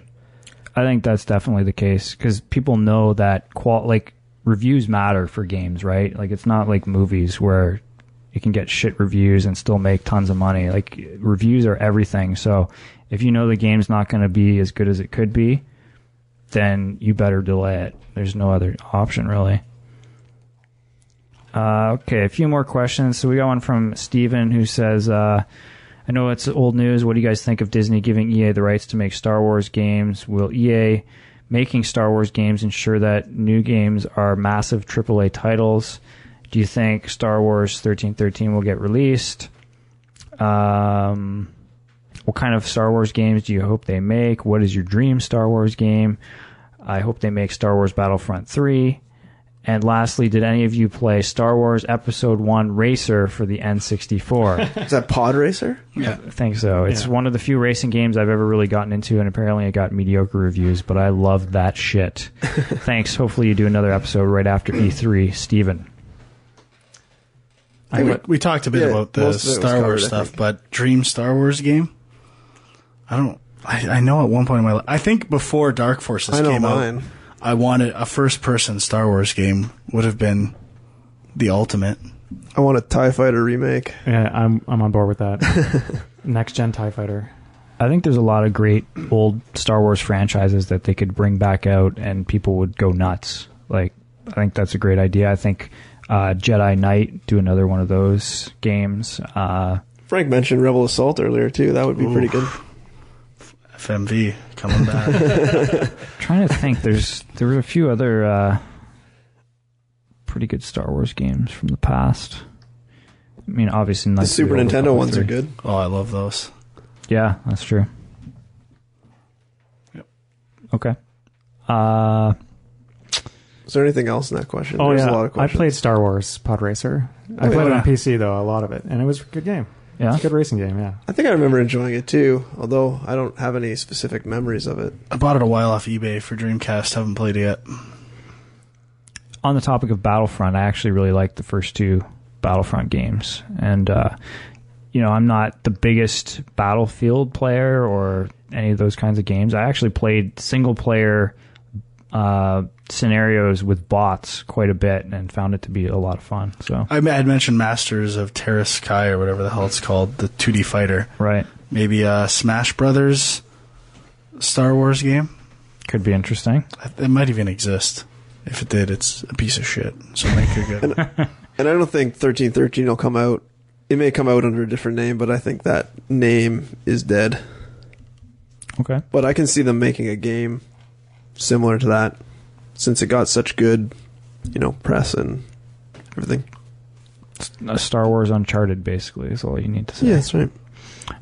Okay, a couple more questions. Matthew says, having got to the end of Bioshock Infinite and enjoying said ending, though slightly puzzled, what's your favorite ending to a video game? Cheers, boys. Way to drop that bomb on us. No prep. I think my favorite ending is Ico. Yeah, I don't know if you guys remember that. I never played Ico, actually. I beat it. I don't remember the ending. There was an ending, and then there was a credit sequence. It was kind of like a sad, melancholic ending, and then there was a credit sequence, and then there was like an epilogue that I was completely unexpected and completely changed my perspective on the game. But yeah, it was just because it was kind of surprising and unexpected. It was really cool. Well, I don't really see the endings of games, so actually one that I would Super Metroid. one that I think is an awesome ending, although I haven't actually played the game from start to finish, is the original Metroid with the reveal of Samus taking off the suit. Yeah, or Super Metroid. That's the one I was thinking of. Yeah. Ocarina of Time, the boss battle in that. I thought that was Which one's that? The huge Ganon monster, and don't you have to like fight a mirror image of yourself or something, or is that before that? I think it's before that. Oh, okay. But I would agree, Bioshock Infinite is up there. Yeah? Yeah. Interesting. All right, Austin from San Antonio says, I feel like I'm always asking questions on here, but I'll try to keep it short. I kept seeing comments with people complaining over the Xbox One not being backwards compatible. For me, it's simple. Just keep the system. What are your thoughts on this? Second, during the conference, I keep hearing about this or that engine, and I'm in no way a game developer.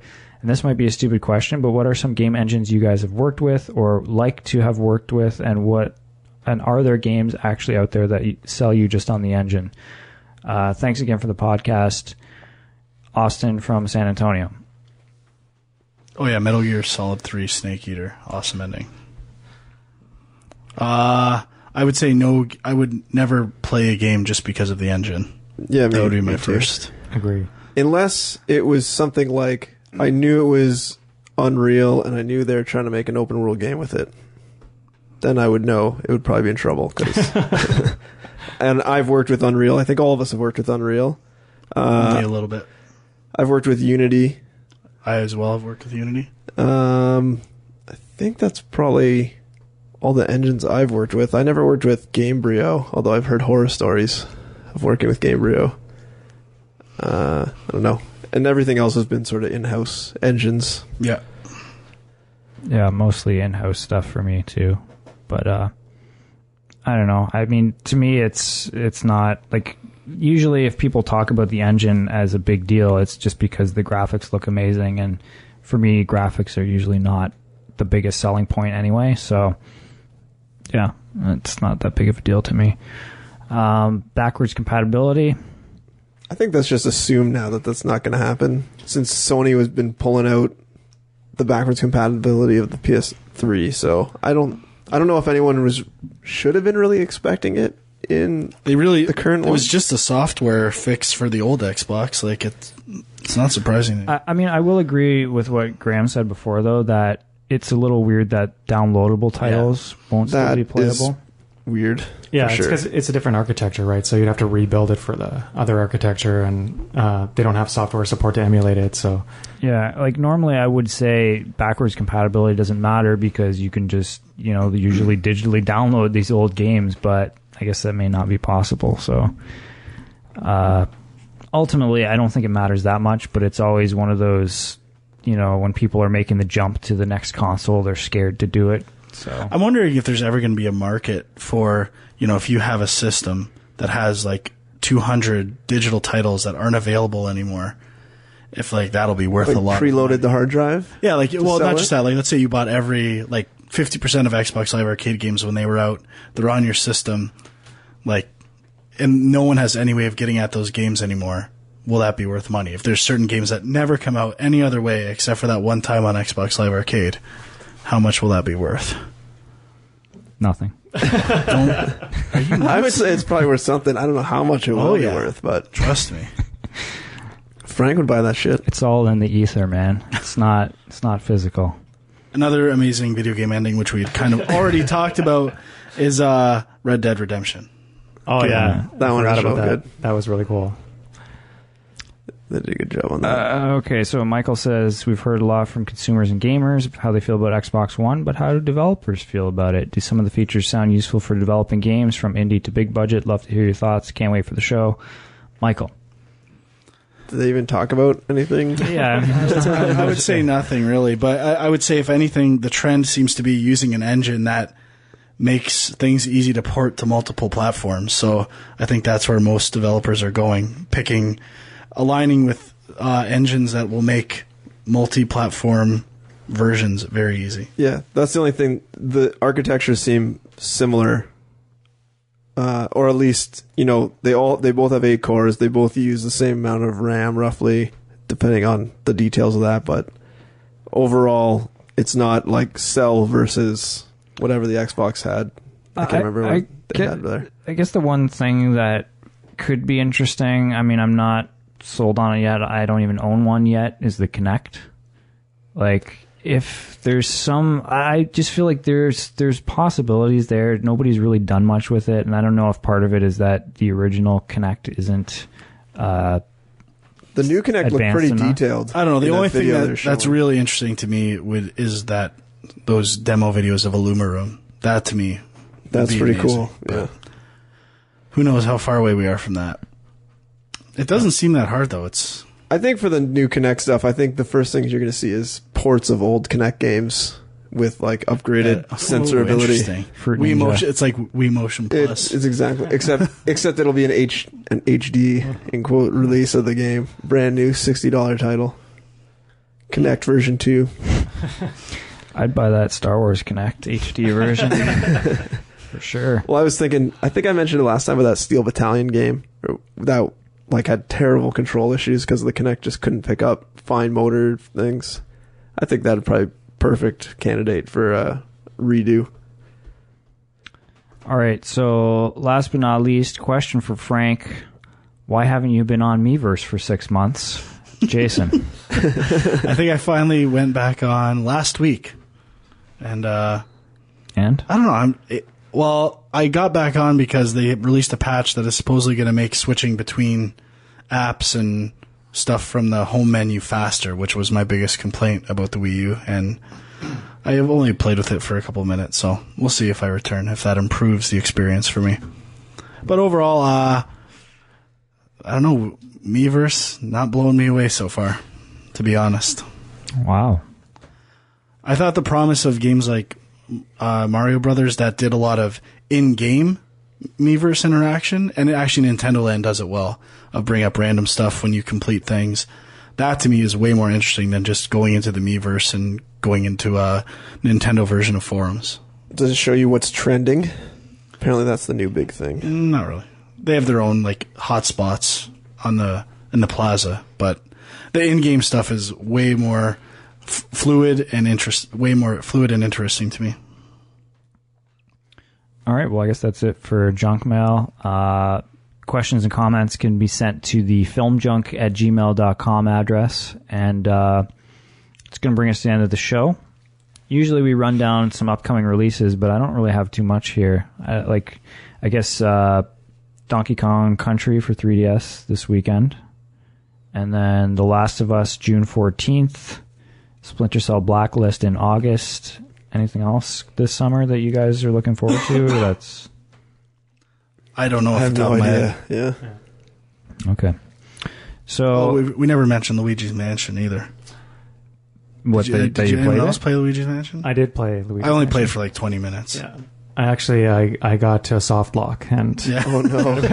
Yeah. Whoa. Ouch. Luigi's Mansion. Okay, so I don't know when we'll be recording again next. I know E3 is coming up soon. You know, we might do an E3 episode, but odds are probably not good. Yeah, but I guess next game that we all are interested in might be The Last of Us. Maybe a little bit. Holy. It's supposed to be amazing, too. Yeah? Oh, yeah. Interesting. Well, it is by Naughty Dog, so... No, but even preliminary stuff is incredible. Wow. I don't know, though. Zombies. You might be burned out on zombies. I'm pretty sure there's a twist that takes it to another level. Okay. So, Graham, thanks for being here. Yeah, thanks, buddy. Yeah, thanks for having me on, guys. It's a pleasure. So, can people follow you on Twitter and other places like that? Sure. Graham_Drinkbox is my Twitter name. Okay. Or you can follow Drinkbox Studios also on Twitter. That's mostly me. Okay. And I guess drinkboxstudios.com? Yeah, drinkboxstudios.com, guacamelee.com. Okay, cool. Buy Guacamelee. Go out and buy it. And Well, I guess don't go out and buy it. Just download it. And you can follow us all on Twitter, twitter.com/dirtyfrank with 3 R's and dirty. My Angry Commute. How angry has that commute been lately?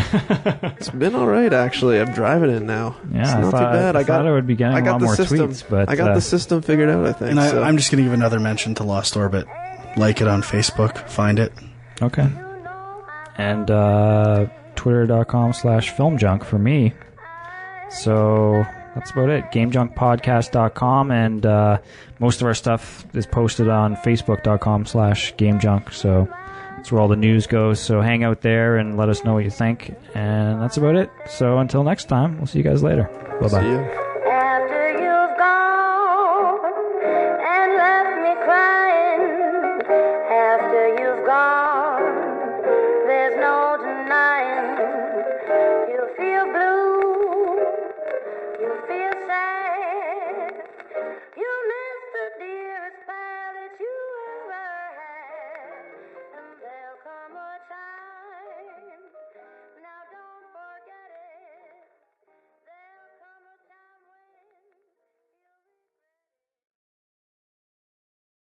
when Games. Game men.